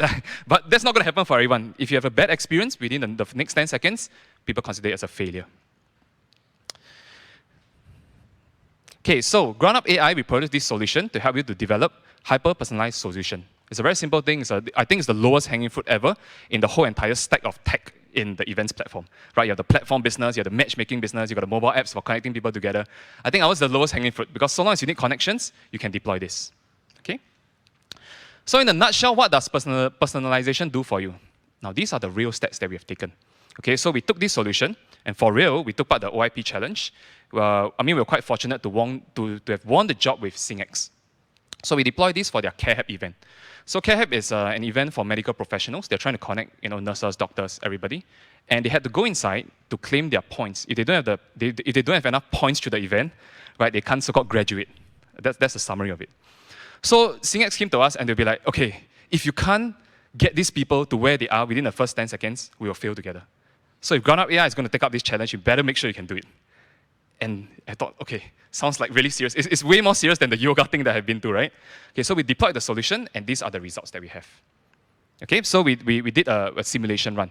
Without us, meaning that it's just a repository of content, maybe it's videos, right, a lot of keynotes over there, versus what if there's something that is live, okay? There's something that is personalized. So what do? We take in a myriad of factors, real-time behaviors, past behaviors, we combine everything into one, just like how YouTube does it for us, and then we recommend them the relevant content. Okay, so I would like to focus on visitor to video today. Well, just because it's the easiest to understand. Okay, so there's research that shows that 59% of executives say that they would rather watch a video than read a text. So if you're looking how to transform your event to the next level, maybe you already have something that you think that is good enough, you want to take it to the next level, I would say focus on video. Very simple. Just recommend the next video using algorithms. Okay, so all in all, it's just a 3-step deployment. You integrate, we integrate for you, we customize and deliver. Okay, and this is the slide that I want to stop for the next 10 seconds or so to introduce you our pricing model. Because how GroundUp AI is growing so rapidly, a lot of event companies are coming to us, is because we have $0 that you can start off with. So you come to us, you deploy a solution, it's entirely free. If you have an engineer in-house, you got a platform that is ready, or you got a little bit here and there, just deploy it. It's all API-based. You can try. If there's no increment in interaction, just walk away. We are totally good with it. We just want to help with the space. Okay? So, yep, in summary, over here, this is the event that we have done. In fact, we have run the next event for SingX. I think they kind of love it. They saw some effect, so they rehired us. And we did it for their ITAP event as well. So ITAP, I think it's one of the largest manufacturing, they connect industrial 4.0 companies together. Yeah, so they see some great interaction, and yeah, we're on to more. Yeah. Okay, so all in all, over here, these are the 4 things that we want clients to know when they adopt our solutions. Okay, and in a nutshell, this is why clients love us so far. Okay, so I think that is all. Thanks for your time, everyone. Yep. A big thank you there. A big thank you to Mr. Leon. Thank you. I think you are a success because you have kept our attention for 5 minutes, so you've been, sir. Your technology is impressive. All right, up next, I'd like to welcome from Biotic, the co-founder, Mr. Louis Kentley. Welcome, Louis, to present Biotic's technology. Welcome, Louis.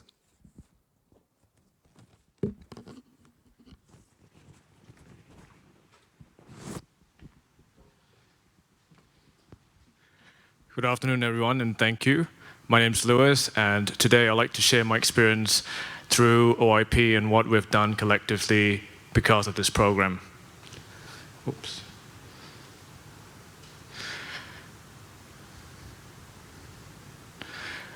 Safe Event Tool is SET in short. It's what's created through OIP, this program itself. It's a no-frills, comprehensive solution that aids industry players to reopen safely in a compliant manner. Because of OIP, the collaborative nature of how this program works, Viatic and Trachomatic came together with its own suite of modules, knowledge, and abilities where track and trace and active facial recognition that's accurate and deployable came together to form a solution that is highly scalable and easily deployed. SET was built in just a couple of months. As Bill mentioned, it was a war room when we first started. And as you see down here, collective steps have been taken to take into considerations of what event organizers, attendees, and venue owners will participate and collectively get from using this tool. To an attendee, what really matters and what really needs to be done in the platform we'll analyze and put together constantly. So for instance, when you check in, pre-registration, during event, post-event, all these were taken together to be put in SET. And then for contact tracing, a touchy topic. Who Louis has spoken to? Was he supposed to be speaking to this person because of the zoning policies of safety management measures? And then how much time did he spend talking to Veemal? Was he directly drinking a beer at an unallowed location? Because we know exactly where Louis has spent time at. But how do we do that beyond compliance and use that for business analytics in the future? This is what I think we all want to know. To an attendee, what he sees or what he does is no different from what happened pre-COVID. He goes to the event venue, wears a face mask, gets checked in with his face, and gets his temperature taken, gets issued a SafeLit, and then gets passed through automatically via safe entry. GeoConnect Asia was where SET was deployed and executed, where it saw more than 1,000 attendees in March at MBS. So attendees use the face to check in, and if he's allowed and authenticated, and automated printing with the badge gets printed out in the kiosk, and he proceeds to the SafeLit collection area where the tracking then starts. To an attendee, nothing changes except you've got to wear a mask. This is a sample of real-life data that's generated of the event itself. Now, how many contacts were there, the transients, the casuals, the close, accumulated duration because of the compliant nature that's needed for STB's SMM rules, and then also using all these data to really know how much time people spent in different areas, giving valuable insights to event organizers, sponsors, and also venue owners to better plan future events. I'd like to take this opportunity to thank everybody involved in OIP, SACEOS especially, for the collective experiences and insights given during this process. And together, I think we will emerge stronger. Thank you. Big thank you there to Louis. Thank you very much, Louis. From Viatic, and I'd like to say that I was one of the 1,000 or so attendees at GeoConnect Asia, and I swear to you, I didn't get to drink beer with Veemal. So, Louis, just clear the data, all right? Okay. All right, up next, I'd like to welcome from Babel, the CEO, Mr. 𝗏𝗏𝗯𝗏 𝗏𝗃𝗏. Welcome, 𝗏𝗏𝗏𝗏.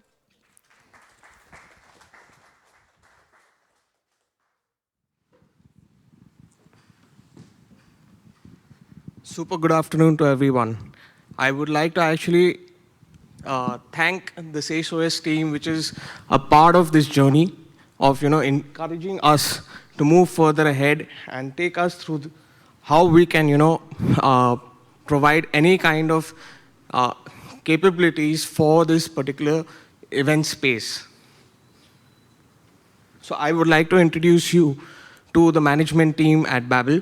We have Vidyut Singhania, who is the COO at Babel, and he has done his graduation from NUS and gone on to help a lot of firms which are in the Fortune 500 space.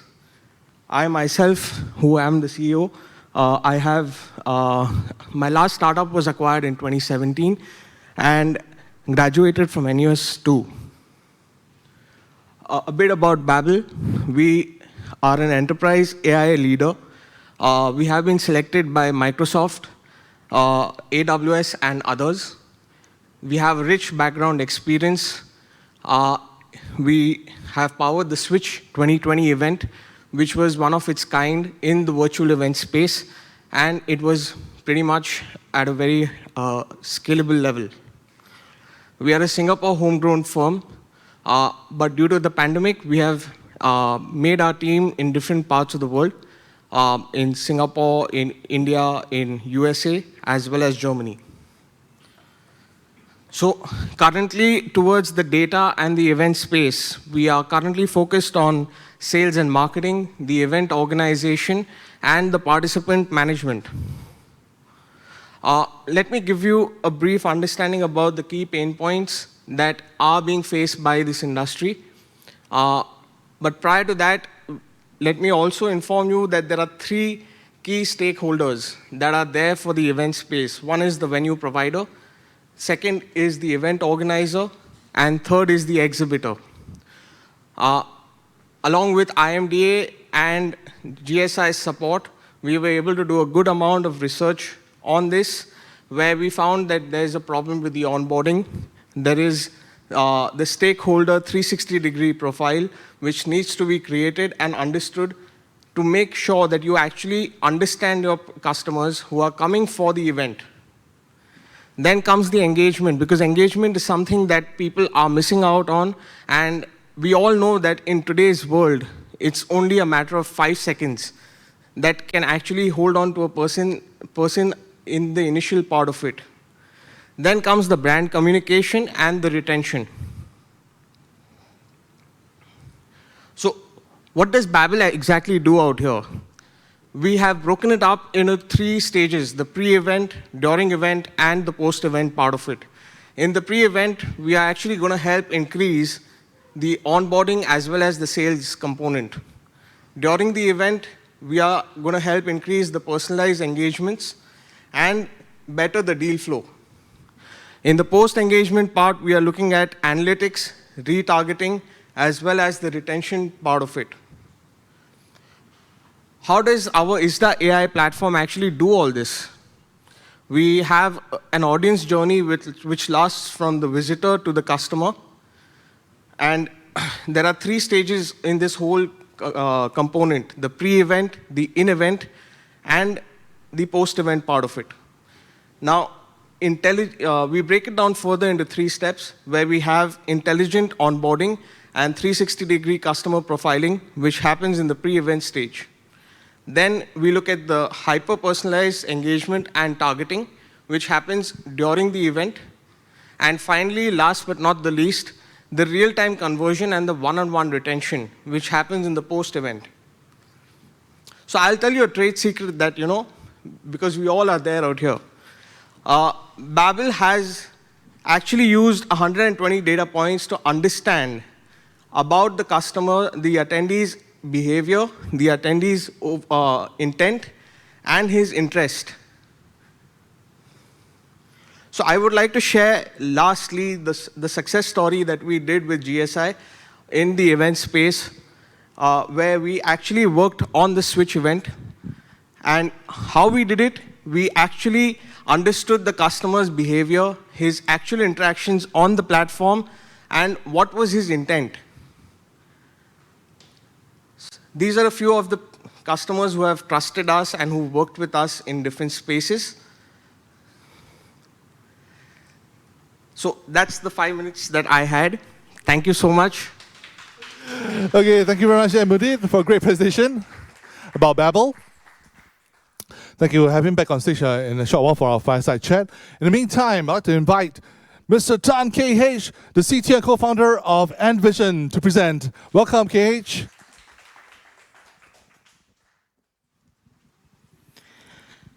Good afternoon, everybody. I'm KH from Envision. I'm the CTO. I'm also the co-founder of the company. I'm very happy to see a lot of people here because it's COVID. Small audience, but compared to when we only had to have 5%, 6%, 8% in the room. So it's very encouraging. I'm very happy to hear about all the wonderful technology. So where do I stand if there are great technologies available already? Our focus primarily, Envision, is actually on the data aspect. We talk about that, we talk about integration, we talk about the pre-COVID days, we talk about COVID days and post-COVID days. There's going to be a lot of data coming in. So what do you do with those data? We specialize in helping companies look at the insights from their data. Very interestingly, a lot of major events take place over 2 years, right? When you host a large event that is 10,000 visitors and 1,000 exhibitors. So you can't do that every 6 months. You do that every 2 years. Then what do you do from the last event to the next one? What's actually happening to the data? What actually happens to the engagement that you have? And I think that's one of the biggest challenges for companies who do whole events that's every 2 years. This is a little bit about what we've done. We primarily a data company. We took part in several innovation challenge. The Open Innovation Challenge and STB Challenge was some of those areas related to mice. Beyond that, we also took part in challenge relating to logistics and a smart port. So what does all these things have in common? Is because of data. Now, I'm going to focus on the mice industry pain points that, again, relates to the kind of thing we do. There are many pain points we've heard about, but I'm going to focus on 3 areas. As more and more technology comes out, there are more data silos. You've got great tools out there. Every great tool is running off their own platform. You're going to have data silos. You have data silos in your business matching. You have data silos in your video engagement. So there's going to be a lot of data silos. And especially when you're dealing with new audience, we're trying to capture new audience. You won't have enough information about the new audience because you don't have them in your database yet. So what do you do with incomplete profile? And the other thing was that how do you allow visitors to maximize the time? The way we do that is we create a central platform. This data central platform is not only used in the MICE industry, we also use it in the transportation, that we allow system to be able to translate data between each other. The way I call a product and the way you call a product are different. I might tell you that, hey, I'm a food processor, but somebody else says, no, you're a manufacturer. But they are the same, all right? So whether we are in the manufacturing or we are in the MICE industry, everybody has their own language. Everybody speaks about their data in their own way. So how can we let that collaborate? And when there's lack of information, can we let the system auto-profile it? What we did for one of the projects was from the time you walk in to an exhibition, you register, you print your badge, you have probably about a minute before you walk to the entrance.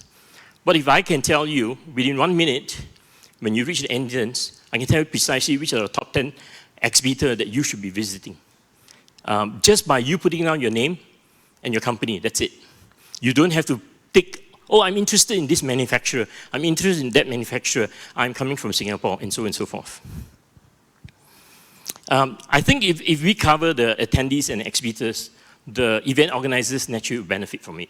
Because we give them better experience, we give them better experience because the data are actually well organized. To do recommendation actually assumes that you already have data organized. So this is where we sit. We have a platform by which you can interface. You can use it. We do primarily on the data preparation and profiling. It's very extensive. We don't just do what they call classification. We actually extract data. Data off a website, data off your data sheets. We extract every piece. We can tell you exactly that product is actually 12 mm. And information comes from multiple sources. It can come from website, social media sites, job sites. We also help companies to look at their internal insights, external data that you do not have, but there's a wealth of data you have in your system, but they need to be organized.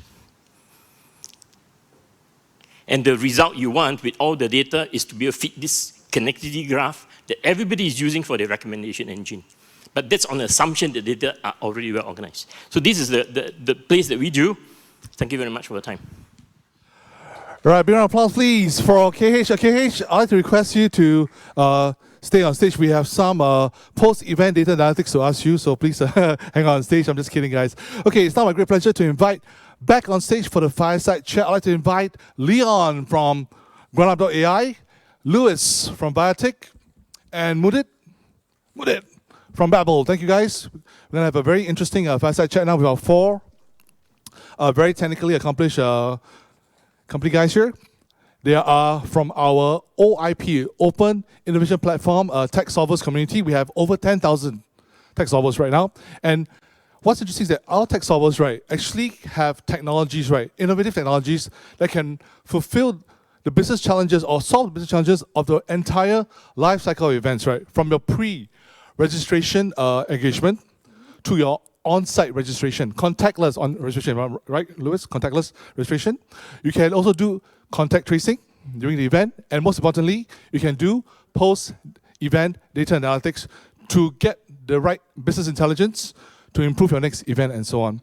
So it's a great opportunity for us right now to tap the brains of our panel right now, our fireside chat attendees, I'll call them a different name right now. And I'd like to start off with you guys. Okay, you guys have spent a very interesting year since COVID struck, working with the events industry. So I'll ask you in turn, right? What was the key learning point that you took away with you from this experience? So let's start with Leon. Hello. The key learning point for me was we need to reimagine whatever that we are doing. Yeah, so I think the primary thing is I just talk about SingX. So when they came to us, they were primarily so-called an events company, right? But after a very in-depth discussion, they decided that they shouldn't look at themselves as just an events company anymore. They should look at themselves as a community builder. Yeah, so community builder is something that you don't do it just as a one-off thing, but you're trying to build an ecosystem whereby after that particular 3 to 4 days of intensive get to know each other, how do you keep that experience on for the rest of the year? Yeah, because most of the large events, they probably do it once or twice. Yeah, so how do I do it? How do I sustain this whole thing until the next year?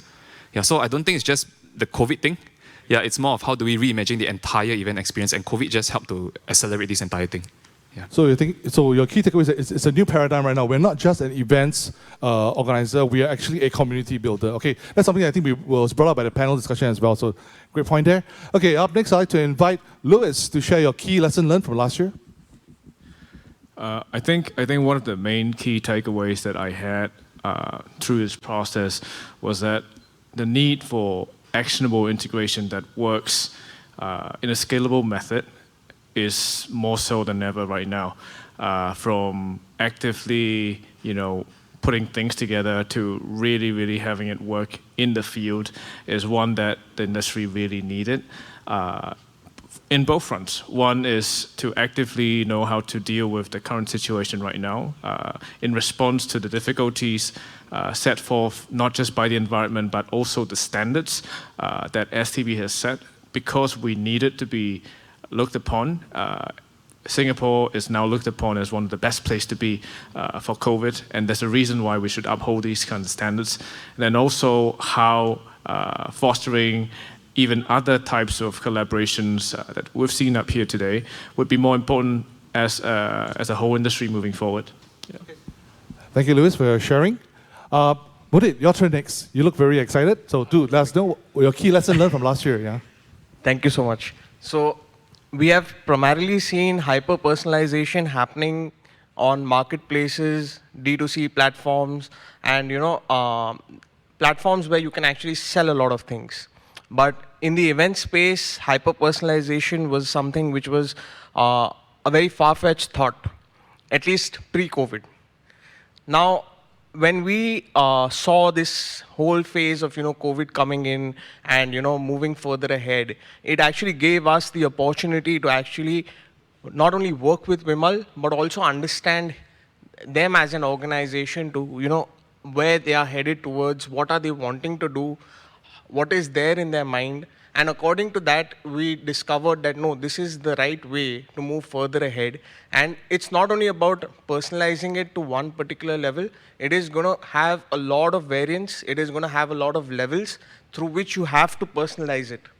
And it is very important because you need to understand your audience at the end of the day. And if you are able to understand them and capture them and engage them in a proper manner, you possibly are not going to miss out on them. So the importance of understanding your audience, right? Okay, that's great. KH. Yeah.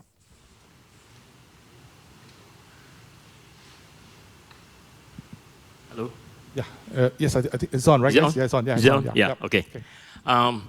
I think I'm encouraged by the fact that because of the necessity of the market, that the companies are starting to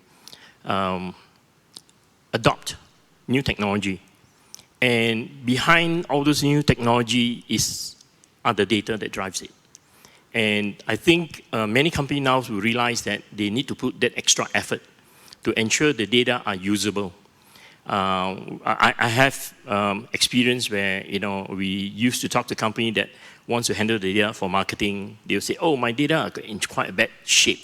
So my management asked me, "Can I do something to get it into better shape?" And they said, "This data is 3 years old. We've built it over 3 years." So when you start talking to them about doing that, say, the management say, "No, I think I'll start from scratch. I'll throw you the 3 years data and start building from scratch because it's easier that way." I think by having so much of technology that relies on the data, past data that you have, I think companies begin to realize that they have to put their house in order. And that will give them more motivation to look at how they can better organize the data. Okay, so how they can organize data better. That's a good learning point. All right, I'm not going to ask the four fireside chat participants a question that I believe our tech solvers are very interested in. All right, so basically anybody can jump in at any point, but basically I want to know how, okay, given that COVID was a very unprecedented crisis, and the business owners that came into business challenges, they had challenges that were not quite the norm. That means it's quite unique, quite customized, and they couldn't buy off-the-shelf software or solution, and it came to you. So how did you all convince them that your solution could deliver? Who would like to start? Would it, maybe? Would it? Yeah. So when we talk about data, or in the field of data exactly, it's basically an amalgamation between business as well as tech. And when we talk about us talking about tech, if we do that only in front of the clients, possibly they will run away. They might get frightened and they will say, no, we are very scared of it. We don't understand it. There are a lot of complications and it might not work out. You have to have that balance between the business side of things as well as the tech side of things. And make sure that you are talking the right things in front of the right audience. And that is very important. Any other panelists want to try? How did you convince the experienced companies that your technology could work, could solve their business challenge? Louis? Yeah. This question is an interesting one because with what happened with COVID, literally everybody was stuck between a hard rock and a difficult place. And the measure of whether or not do we really need this compared to how much do we spend in sustaining survivability and then moving forward is a difficult one. Now, one of the experiences that I've had was without using, let's say, the data points generated from the technologies here, how difficult would it be for you to actively do it manually or other ways? You have an answer, even if it's not visible.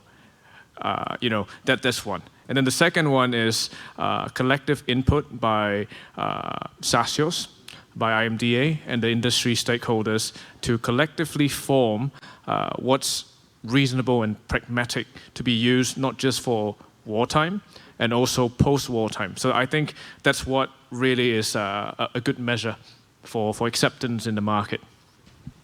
Very good. KH, would you like to jump in? Or Leon? Okay. Yeah. Okay. I think the challenge we face most of the time and reaching out to the audience our own, outside of OIP, is that they won't listen to you, right? They said, what should I tell you? All my company secrets. If I tell you what's bad with my organization right now, what holds you that you do not share this to my competitor? I think what's good about OIP was that it's a very open. The organization came together and said, this is generally my problem. No secrets.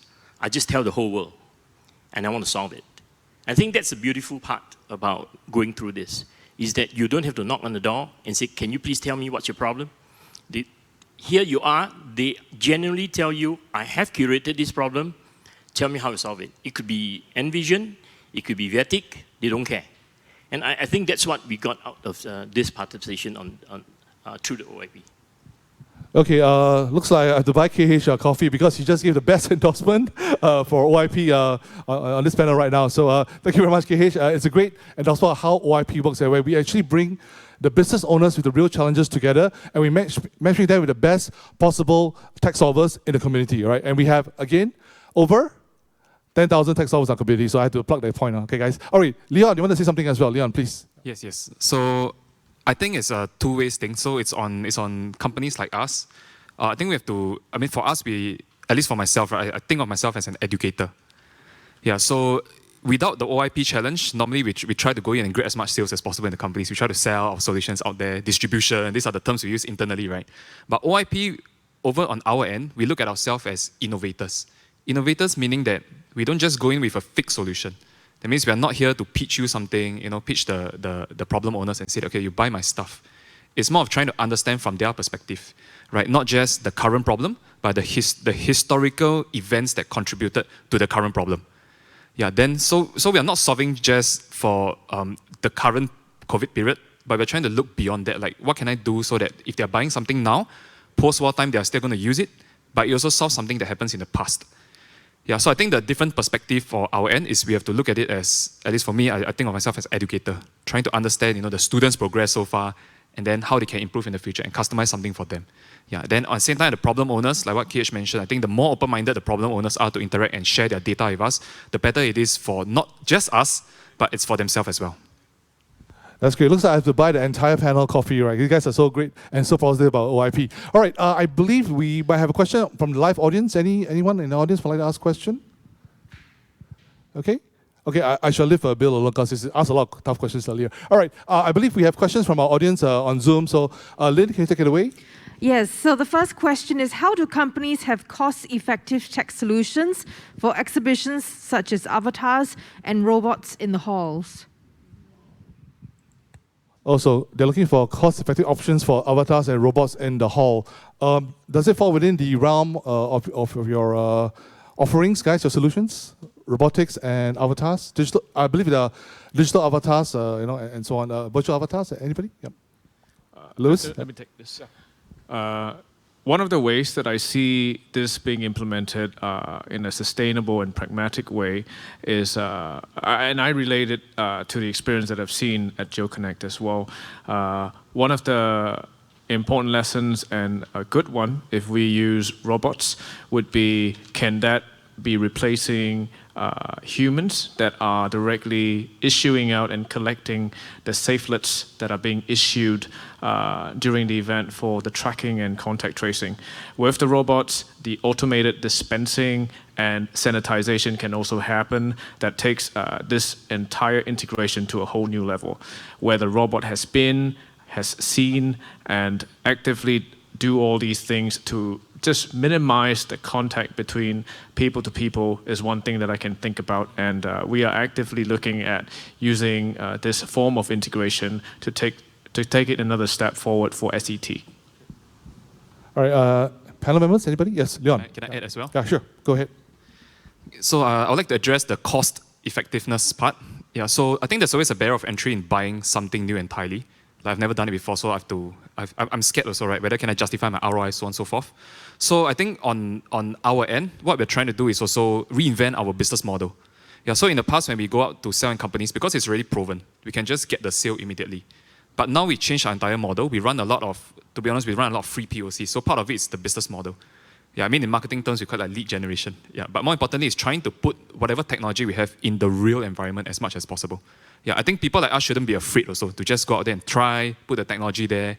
Yeah, if it fails, we learn something, right?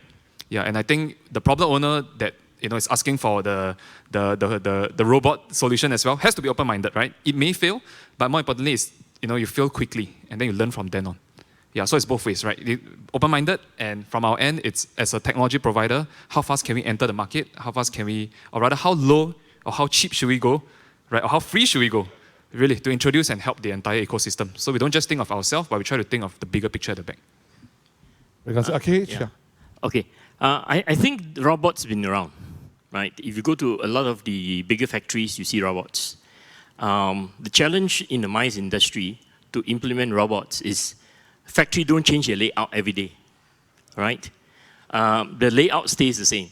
So to be able to use the robot on a daily basis, I think events take 3 days, 4 days.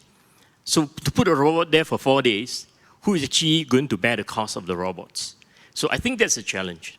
Is it the venue provider that says, hey, I encourage robots. I'm going to invest some robots, and it's going to be available in Suntec. Or is it going to be the event organizers? They say, I'm going to buy all these robots ready.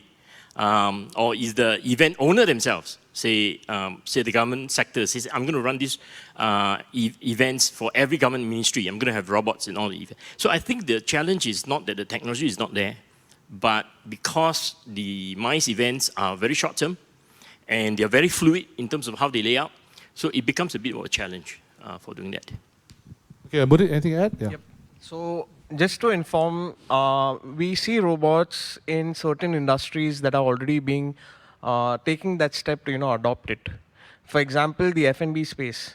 When I say F&B, there is a coffee shop which is practically running or making coffees out of a robot itself. So now it depends on what kind of, a problem statement does he eventually want to come up with, and how does he want to, solve it. I mean, you can be as innovative as possible, but it also depends on what kind of, timelines does the person have. It can be done.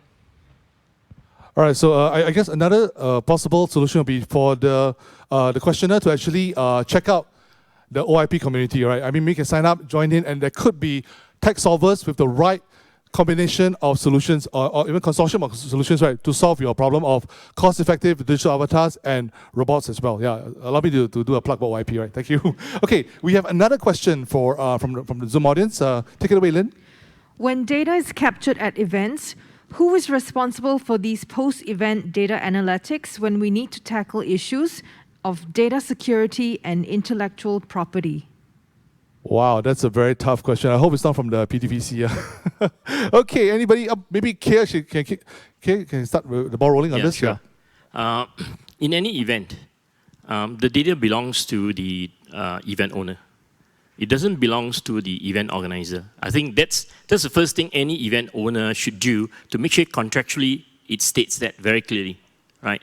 So I think as long as that contract is stated there, you can be reassured that an established event organizer or even the technology provider, they understand that at the end of the day, that data belongs to the event owner. It doesn't belong to anybody else.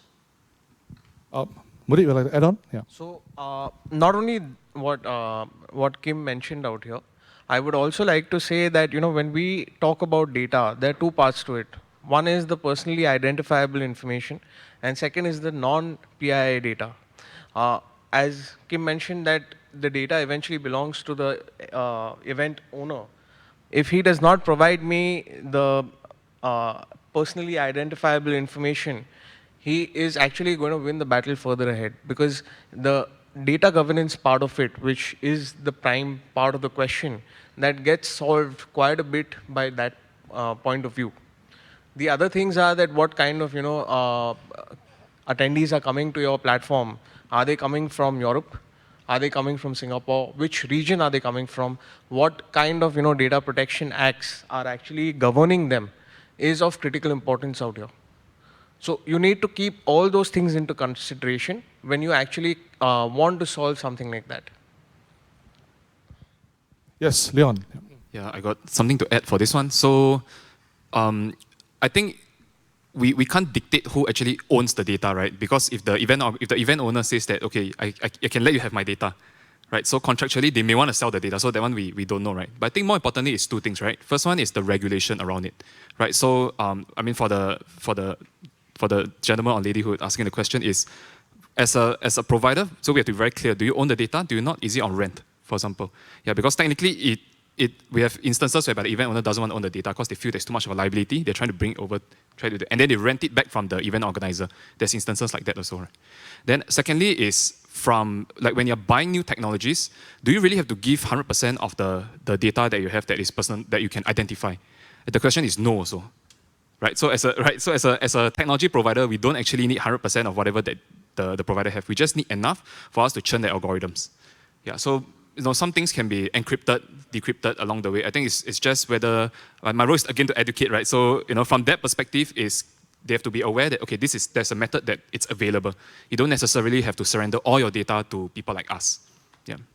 Okay, Louis, please go ahead. To add on to what my fellow panelists have mentioned, event owners own the data, and collectively, I think, with regards to regulations and the active need for management of such data, I think for all of us, if we use cloud, we generally allow AWS to do a lot of the heavy lifting for us based on their strong data protection policies already. And in the need of doing so, I think a lot of certain thresholds are there to actively help us manage the different stakeholders, access to it, and all that. So the lens of that question, I hope we all answered that to a certain extent. All right, that's a very good answer. Thank you, Louis. I believe the panelists have answered the question correctly. So I'm just going to do a final round of one question for the entire Fireside Chat panelists.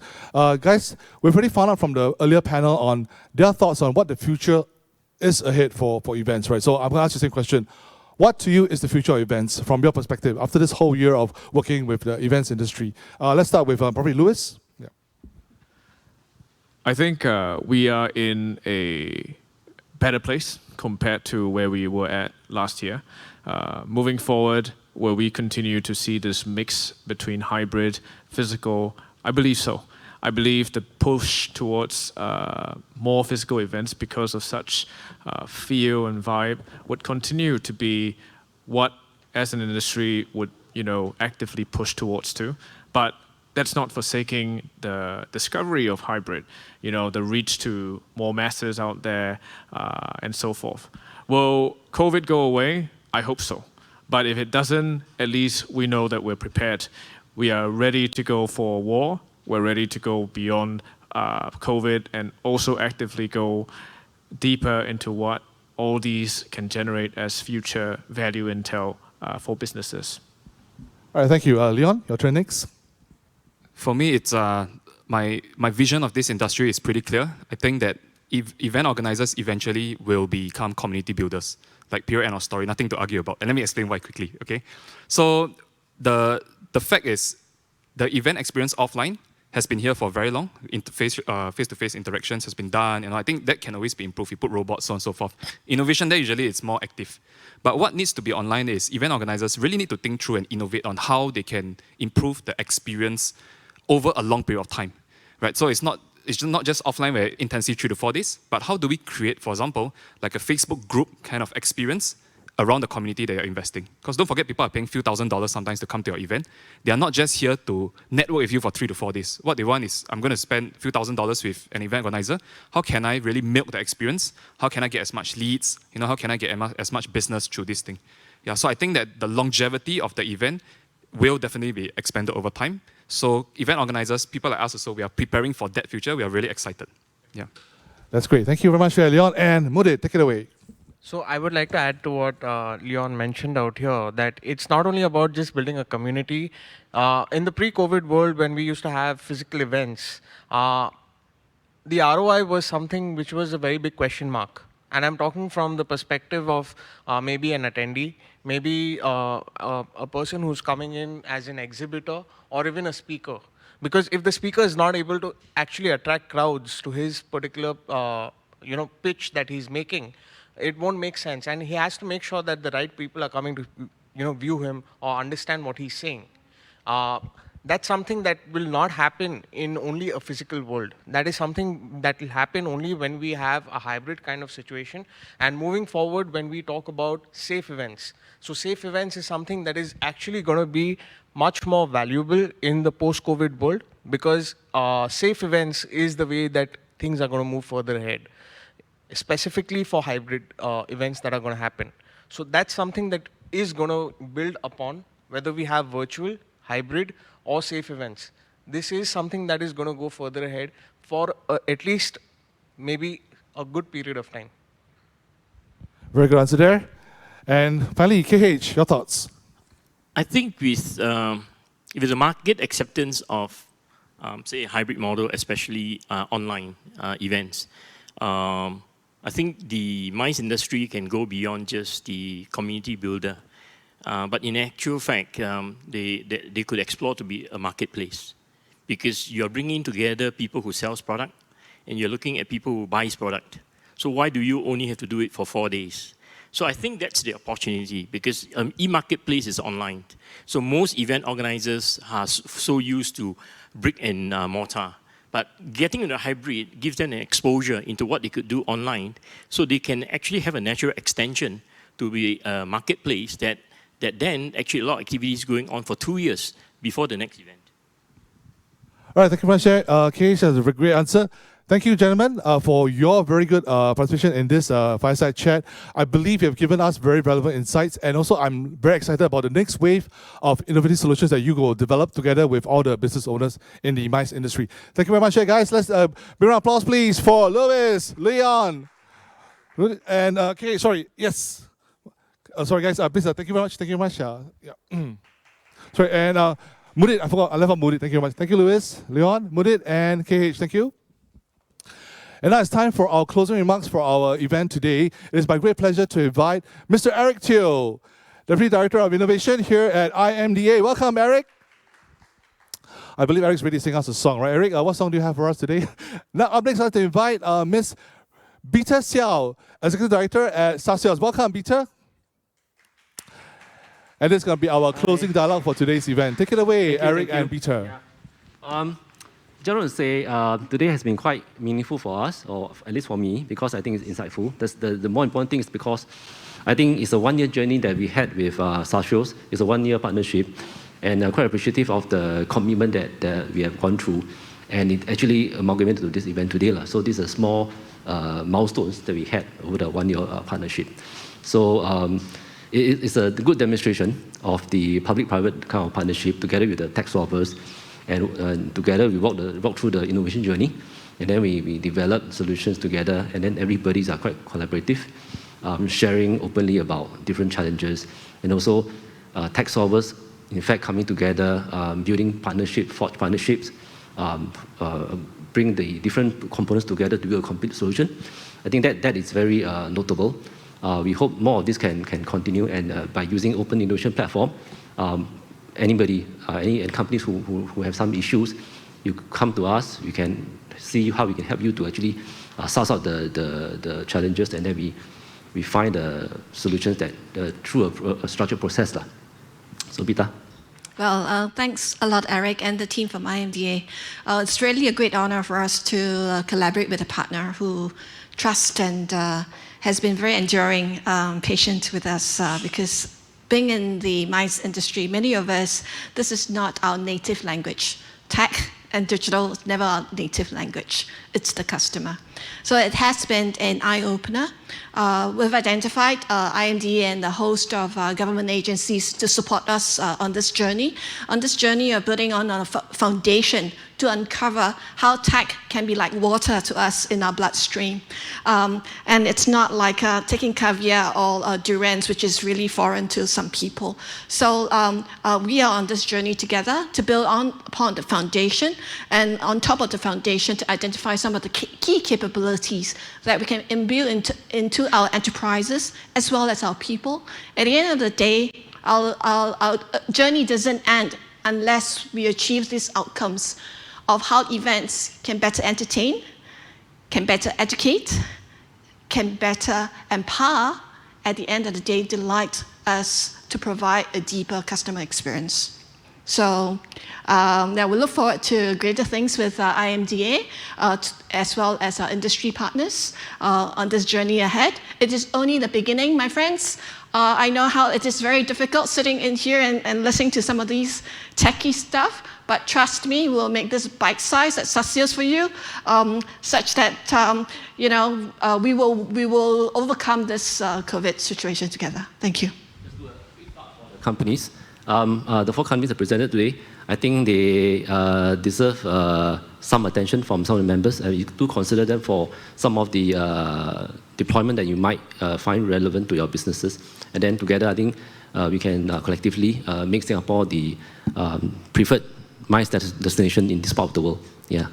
So appreciative of your presence today, and also thanks to the speakers and the panelists for their time to support this program today. Thank you very much. Yeah. Thank you very much, Eric and 𝗏𝗏. Thank you very much for your closing remarks. Ladies and gentlemen, to the home audience, I'd like to let you guys know that we will be recording. We have recorded this session. We will be uploading the recording online. We'll inform you guys at a later date, so you can catch up on what's been discussed today by our opening dialogue speakers, by our keynote speaker, by our panelists, as well as by our fire chat companies. All right. So we will be uploading the video very soon. So we'll let you guys know via our online means.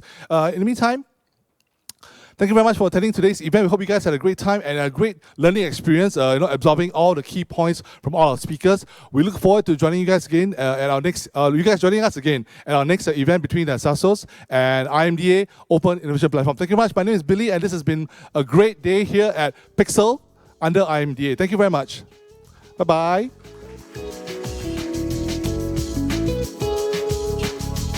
Sorry, before I forget, I'd like to give a big shout out to the events team from Unearthed Productions. Thank you guys for giving us a great seamless hybrid event. All right, this is the future of events right here at IMDA Pixel. Thank you guys. Have a great day and TGIF. Bye-bye.